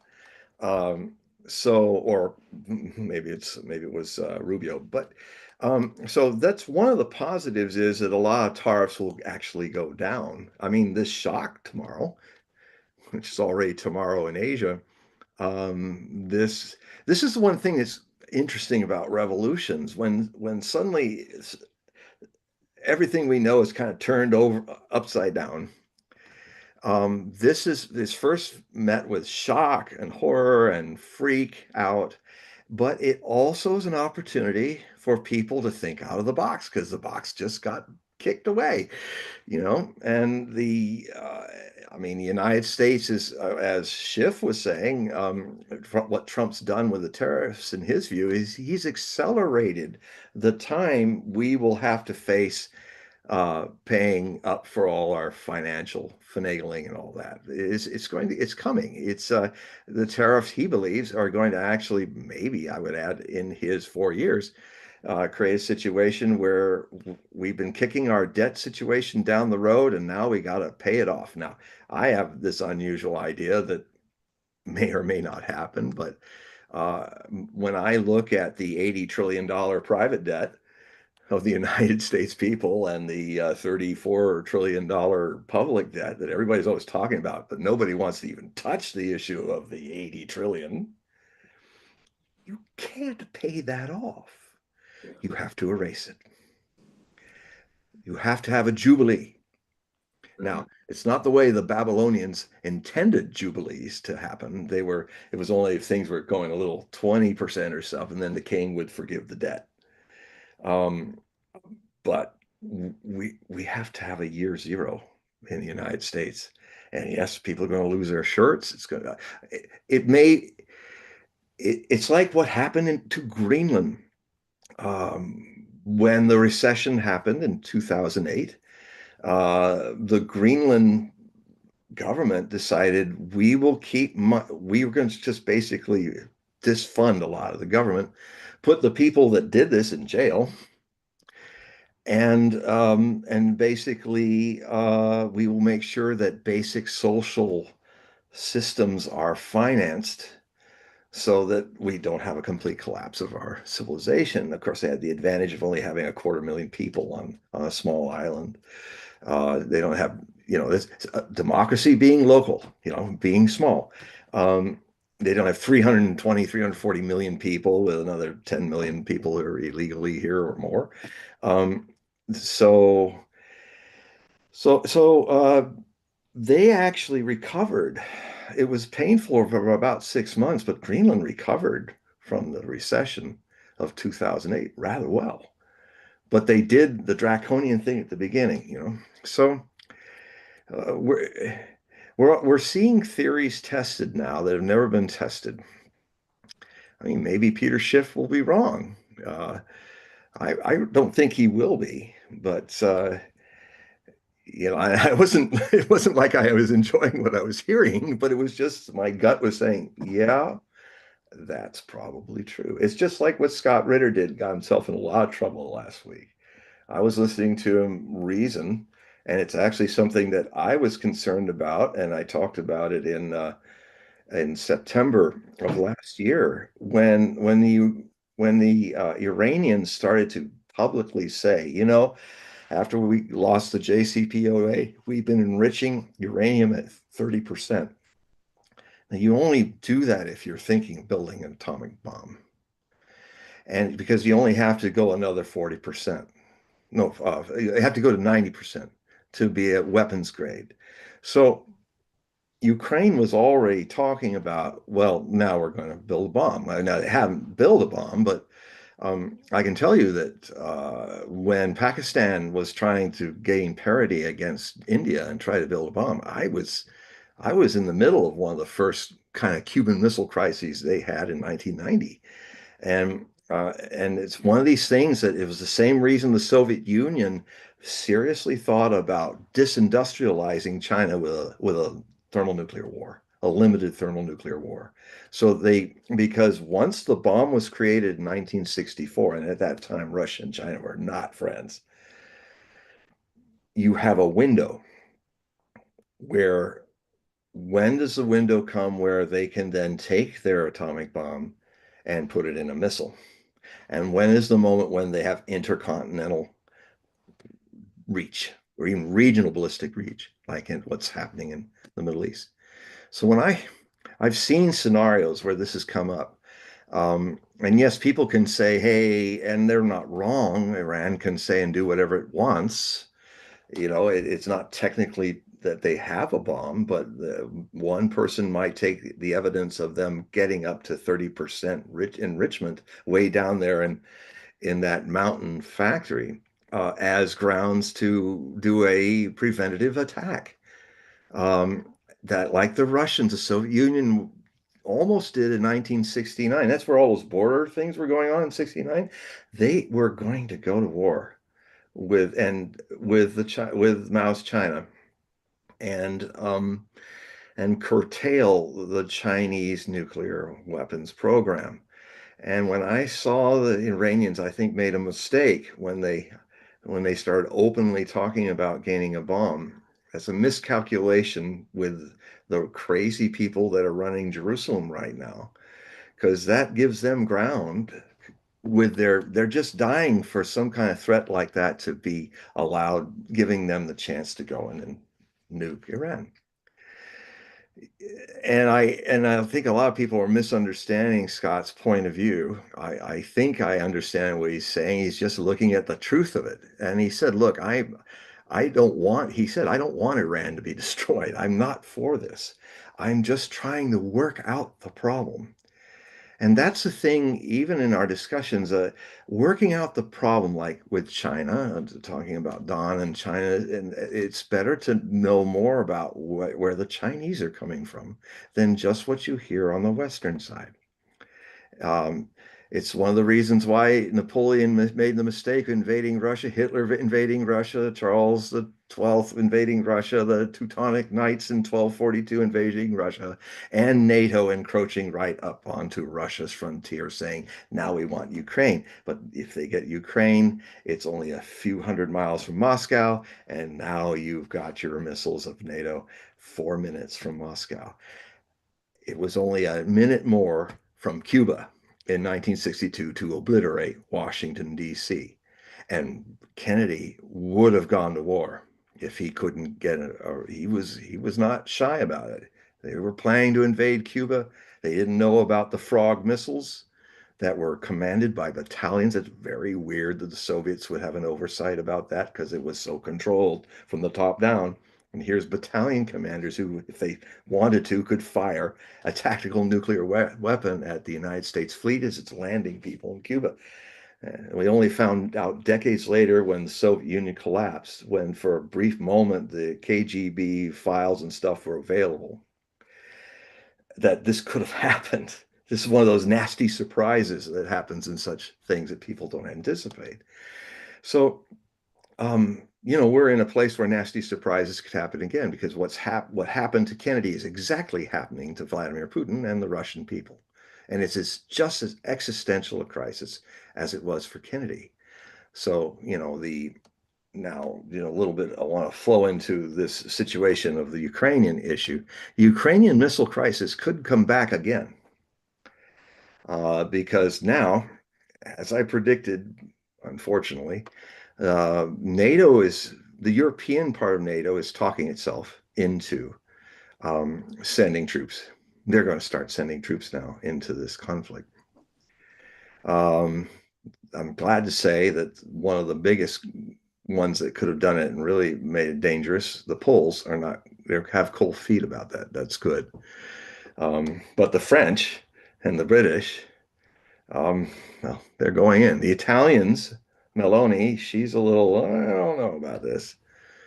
I think, one of the greatest contributions in modern history is that the Italians make love, not war. And I know if people are going to get push your buttons about that, but it's I wish all armies fought like the Italian army. Made love, not war. Then there wouldn't be any war. But anyway, that's just a joke. Don't take me seriously. Take me sincerely. So it's so that's coming back, but Russia is about to unleash its offensives. There are 600,000 Russians on the 2,000-kilometer line, 1,400-mile line.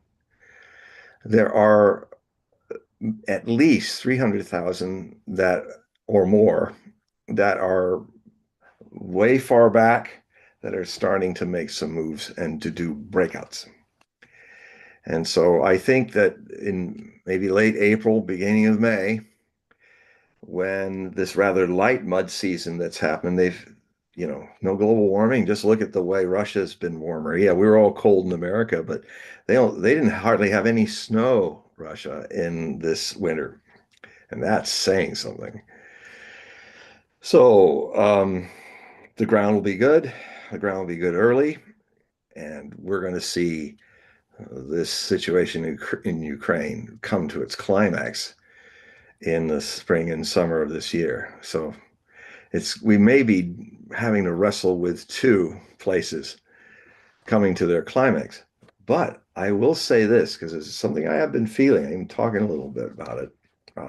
What you're saying about this whole test, and I want to get back to China. Why is China doing this? My first impression was that China's tariff is trying to put the pressure on the United States. But it might be a ruse to see just how far it goes in the Taiwan government. And if they see that it's going too far, I'm feeling that China will just go over and take it. Might even do it this year, right in the middle of all the other things going on. I mean, if you've got your Navy in a strategically stupid war with Iran, which you can't win, you could destroy Iran, but Iran will sink our Navy. And the whole logistic issue that the Taiwan thing does is even more crazy. I just was writing about it today that I was writing and changing the meaning of the forever war. A lot of the MAGA movement have said, we want Trump to get us out of these forever wars. And some people on X or staunch MAGA people are saying, you know what? If he sends us in to fight a war with Iran, I'm going to publicly apologize to all the voters for voting for him. And these are like heavy duty MAGA, movers and shakers saying stuff like this on X. I would say to the X people, communicate with Donald, make your feelings known, remind him why you voted for him. And that was not to get into another forever war, because this forever is a different kind of forever. This will be, whether it's the Taiwan Straits or it's the Persian Gulf. America I've been looking at our history today, and I have never seen any military disaster and defeat that America has had that could rival Waterloo or 1812 for Napoleon, or these. I haven't seen it. I haven't seen America lose in a big war like Germany did in 2.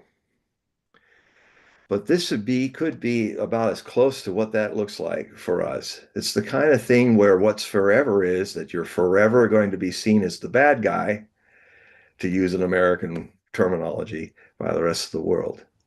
I mean, already this thing is looming on us because of the way the last president and now the current president are kind of looking the other way, as right now millions of Palestinians are being systematically starved to death with no water.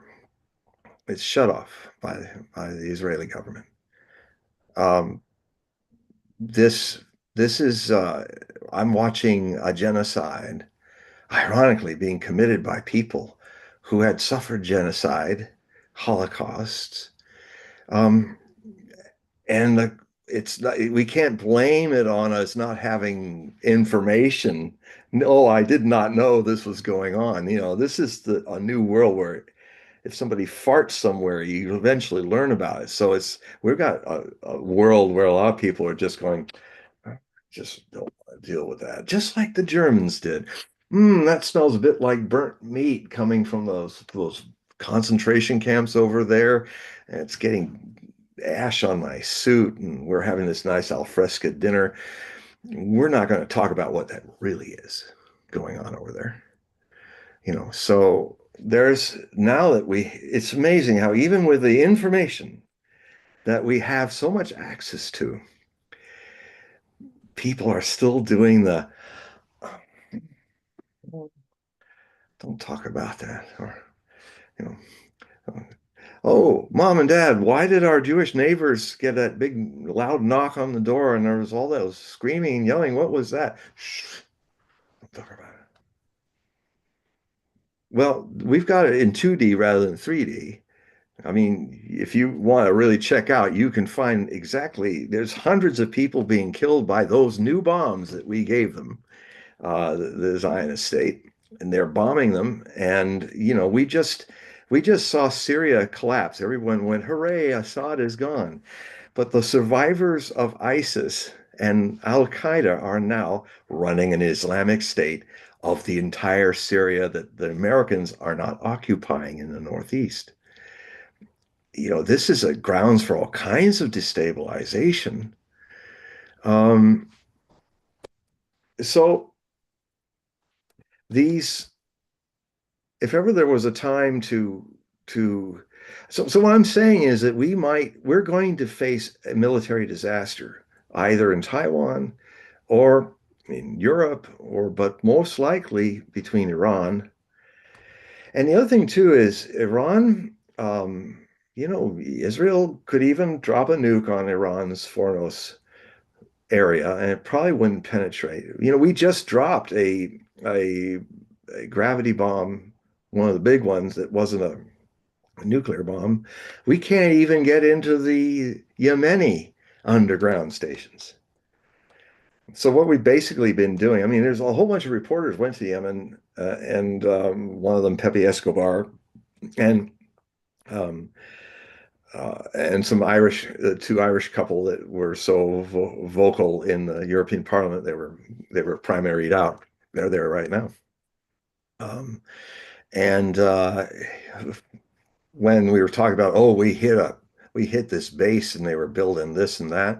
Well, Pepe Escobar, hours after it happened, was in the base, and it's a hospital that was under construction.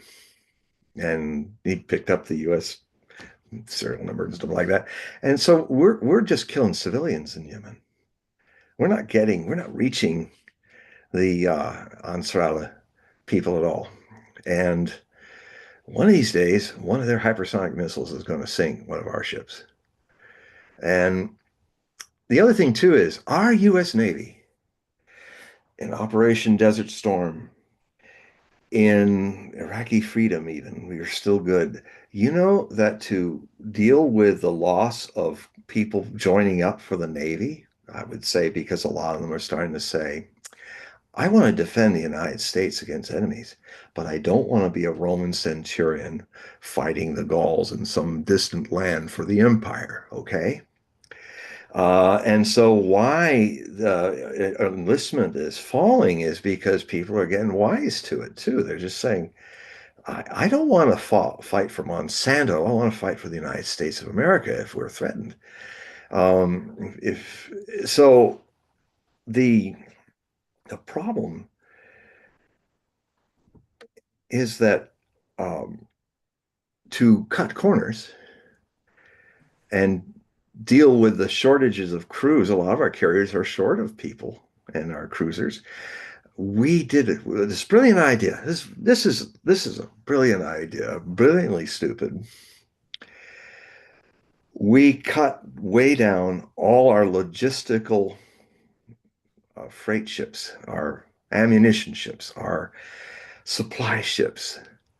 You know, when we built those navies to go across Normandy and another equally vast navy to go across the Pacific, if you watch movies of the Pacific War, you will see Liberty ships going 50 miles over the horizon. We needed to build one a day to keep up with the logistical needs of fighting a two-front war in World War II. And there were 10 million people laboring on that kind of stuff with 15 million in uniform.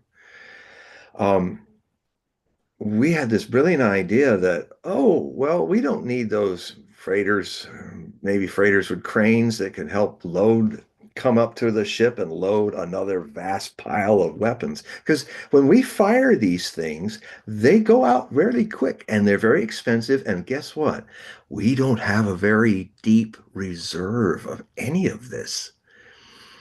I mean, I could see a situation. You know why the Vincent is coming in as a second strike group in the region? Because the Harry S. Truman carrier group is running out of missiles, which means they're going to have to sail out and find some port where they can stock up again with missiles to come shoot them for a few weeks and leave again. We don't have staying power in Taiwan. We don't have staying power in the Persian Gulf and the Gulf of Oman and all that.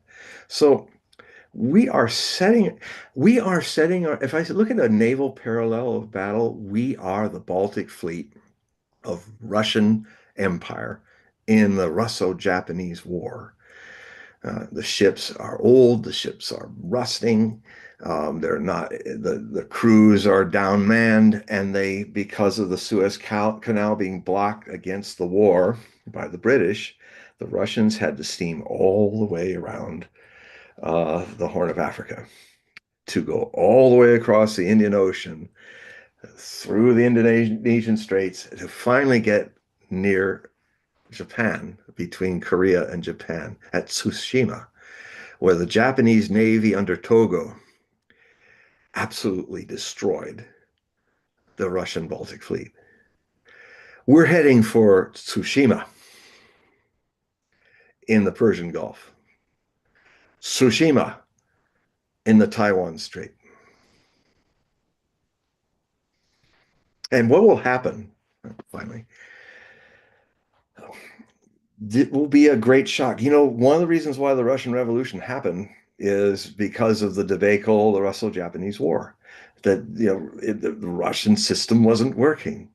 There were already in that very same year that the war ended, 1905, that is, that was the first demonstration of hundreds of thousands of Russian labor workers, their family, their children. They all dressed up in their Sunday best to go peacefully to the Winter Palace, where they expected to petition the Tsar to reform and help them get more assistance for living better. And it was completely peaceful. Everybody was in their Sunday best clothes.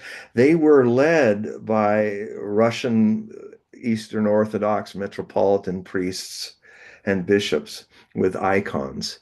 And one group got closer to the Winter Palace. The Tsar wasn't in town that day. He actually went out to his Zarsevo area out in the forest, so far away from St. Pete. He didn't want to even deal with it. He just didn't deal with it. He said, Commander of the Life Guards, the Imperial Guards, you deal with it. Of course, he dealt with it in a ruthless way. Basically, these men, women, children came up and he unleashed the Cossacks with whips and chains to start a stampede and bludgeon the people. And then the worst area was at the Narva Gate. A large multitude came to the Narva Gate, and the commander of the Imperial Russian Guard moved 2 regiments to line up in front of the gate. And the people couldn't believe it. They were preparing to shoot them, and they fired 2 volleys into the crowd, the priests too, and then they ordered a march of bayonets like a phalanx, and started bayoneting them. And then the stampede, a lot of people died. And some of the people were even seeing, they couldn't believe this was happening. In fact, the Metropolitan who was running this petition, he famously said, and it was spread all over Russia, "There is no God," he said in Russia, "there is no Tsar." And what happened was the terror of that began the process which ended in 1917 in the Bolshevik Revolution. It began in 1905. So, um, and some people were actually pulling their shirts open, their coats open. It's 20th January, it's cold.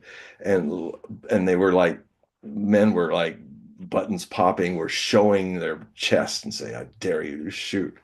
And they shot him, So literally that was a situation nationally that was a forever, we will never, a forever reality that we will not see the Tsar, if there's Tsars again, in the same way, in this innocent, naive way. We will not believe that little Nicky, our Tsar, would do such a thing.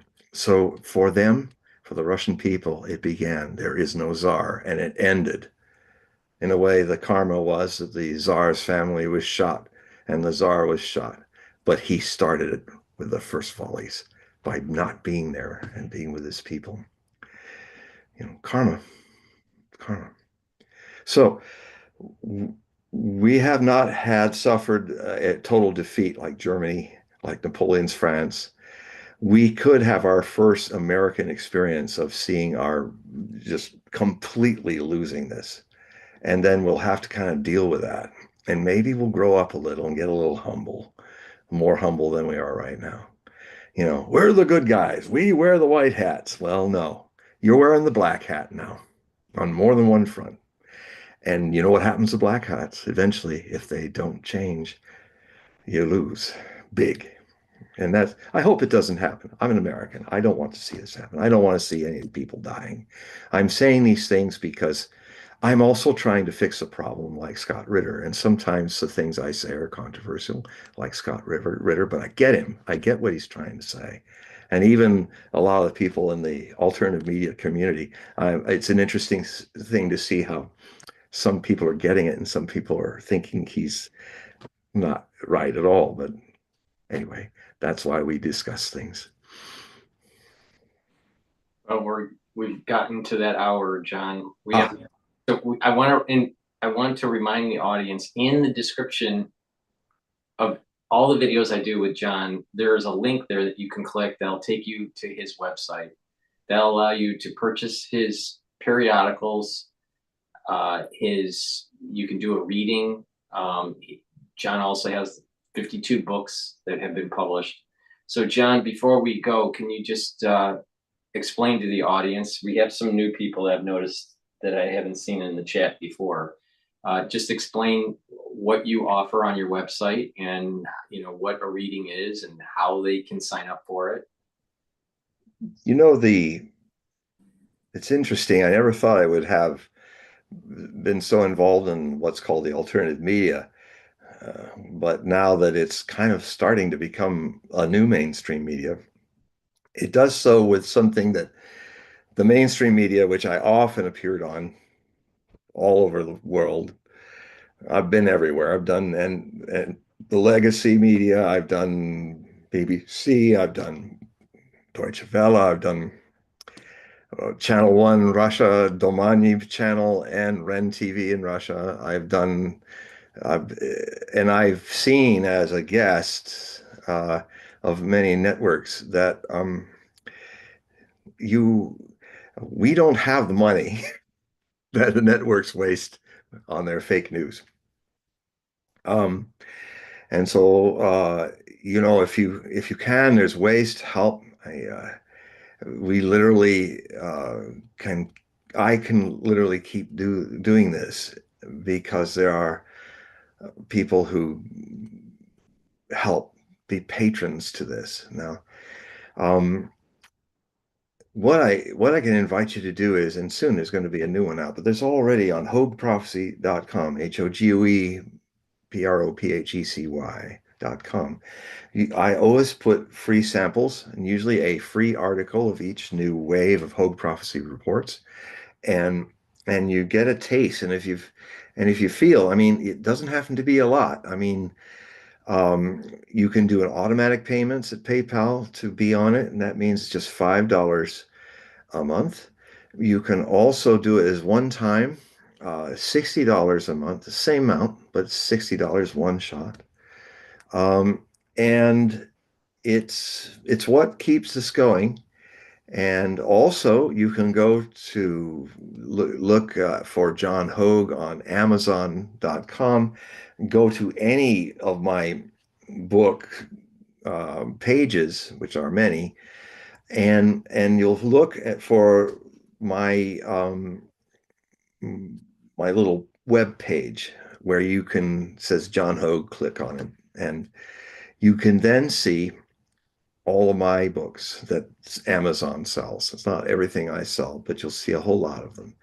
And I sell these books usually at $4.99 because my idea is I'd rather have more readers and make a living with a less of a cut so that I can have the balance of more of you reading my books and also make a living at it. So there are a lot of great books there. Uh, there's and not just Nostradamus theme books, but many other things, many other topics, other prophetic traditions that I also look at, like the Last Pope and also the Hopi prophecies. The Essential Hopi Prophecies is one of my most popular books. I think it's because I don't get lost in the brambles that have happened since it became a popular psychic event where everybody's got a Hopi prophecy that they found somewhere. I go back to the source when it all started, and the prophecies I have in this book are the Hopi prophecies, not the embellishments that have come ever since. So you get those. And I even have comedy books, like because of my P.O. box and having to explain it because it was the only number left. When I moved here many decades ago, I have a book called Everything You Always Wanted to Know About 666, but Were Afraid to Ask. I do a little homage to the other book about sex that I was using this title with. And then I talk about all the funny stories about 666, how it's used, how it's abused. And it's a funny, sometimes I write funny books, like my one on the 29, the Mayan calendar prophecies is called Nostradamus, The End of End Times. 5,000 New Age authors. Everybody was writing something about 2012, but it really got to be a question is why isn't John Hogue writing anything about 2012? So I got a lot of questions that way. I said, you know what? I'm going to do something the other writers don't dare to do because I said in 1987 on my first radio show, I said, you know what? This whole thing is just made up hocus pocus of the New Age. It's melding the Mayan calendar in with other things. And it probably is a case that no wonder how wonderfully they counted without high technologies, they are probably off by one back tune of 13 years. And the Mayan calendar change actually happened in 1999. And even though Nostradamus had no association directly with that, he also saw 1999 as that moment. So I wrote my book and published. I wrote during the time, but I published it a month after everybody's going, what the F happened? Nothing. The great went 2020, 2012, that is. And so I explain humorously how how the big thing missed, and then talk about the Mayan calendar and how it really functions. So that's one of there's another 61 books that will take you to interesting places like that. Like for instance, why why did why did the Notre Dame burn down? And did Nostradamus see it since he used to pray there? Well, he did, I contend. And who did it and why they're not talking about it. So that's just another book. So anyway, you really can help me in many ways, and it doesn't have to cost a lot. And I really would appreciate it if you could help me keep doing this. And also, I do readings, one-on-one, just same office that you see here, same black Renaissance shirt. And it's just you and me. And they can go 2 hours sometimes. And there's tarot card reading with it. And we also do a little experiment because I have breaks. Every 40 minutes, I take a 10-minute break. And when I get back free on Zoom, the people are amazed at whatever we're doing in this reading, time is changing. It's the 40-minute cycles go faster and faster and faster, yet it's the same time. So I've stumbled accidentally upon not only a reading, but an experience of Einstein's theory of relativity, which I will close by saying when Einstein was at cocktail parties at Princeton University, a lot of the professors who weren't scientists would come up to him and say, I really don't understand what the theory of relativity is. So can you explain in simple terms what it is? And he said, why, sure, I can. It's very simple.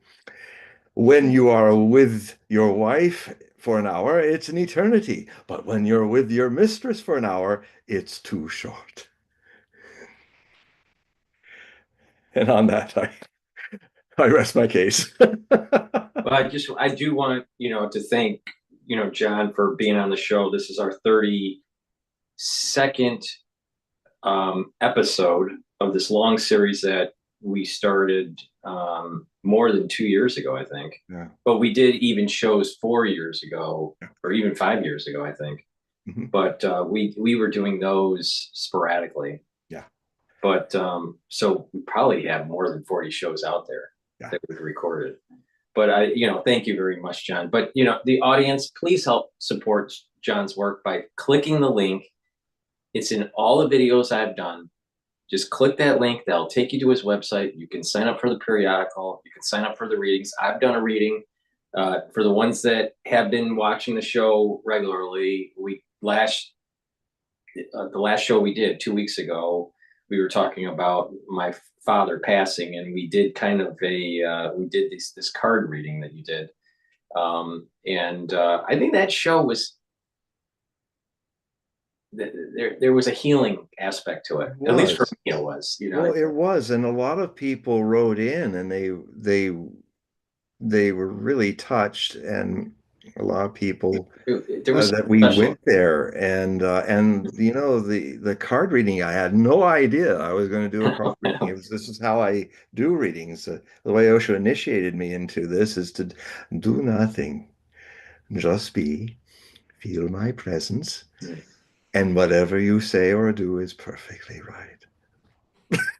And that's what I've been doing since 1987, so I said, oh my God, I'm going to do a reading now. No, it was, and these shows are totally unscripted, and we have, funny moments and, that happen too, that happen. Everything happens. I too bad Mr. T left, but yeah. And, sorry, Don, but yeah. But if you want to, if you want to have uh, he was kind of saying something about, well, yeah, well, you're on this show and all that. Well, make your own show, Don. You've got a lot Well, of the thing interesting is that stuff. You should do your own show. we are doing an experiment, John, and that is that we're trying to do the simulcast with Spaces, Yeah. but the etiquette on Spaces is different than, let's say, a talk radio show. With Spaces, it's there's some of these spaces that you have 100 people in there, Yeah. right? And there can be this commotion, and it's hard to manage, and Yeah. people talk over each other, so we're trying to merge two different etiquettes, and maybe it's my fault for not managing it properly. Well, but the thing is that we want the audience to engage us and ask questions. yes. The problem comes in is that sometimes it can get heated, and that we don't want, we're not looking for arguments. We're looking just for dialogue. But the whole point is that to allow for time for you to provide your opinion. That's the whole point of the show, not for others to pontificate, because then it would be, And I'm not against pontificating. Right. If you guys want to, Don, if you want to pontificate, make your own show, and then you can run the time the way you like. We're merging two different kind of, you and I, you're older than I am, but we're coming from a different etiquette than some of the younger individuals. Yeah. Where they don't know what radio is. They don't listen to radio. They didn't know what. Actually, I'm learning from shows. Like in C-SPAN or anything like that. Yeah, well, I'm learning from, actually, I watch a lot of shows that are trying to do the same. We just started doing this, but Scott Ritter and Jeff, his host, have been doing this a while, and it was interesting that Jeff had to also sometimes say, just one question. We'll answer the question, and Scott answers, Ritter answers very thoroughly, and Right. so. See, here's the problem that I have is that I have a lot of people typing, but not a lot of people clicking for the mic. There's a shyness that I sense. There are people in Spaces during the show, but there's a shyness that we have to break through. And we got to give them more. Everybody's got to have a little more time, Right. Not just a few people. Better, but audience, thank you for participating. The ones on Rumble, on YouTube, and on X Spaces. Thank you for listening. I greatly appreciate it. John, tell the audience goodbye before I shut everything down, but stay online here. It's going to take me a little while to shut everything down. Goodbye, and have a good evening, and bless you all. I love you. All right. Thank you, everybody, for listening. Let me do this long orchestrated shutdown. Just stay on the line, John.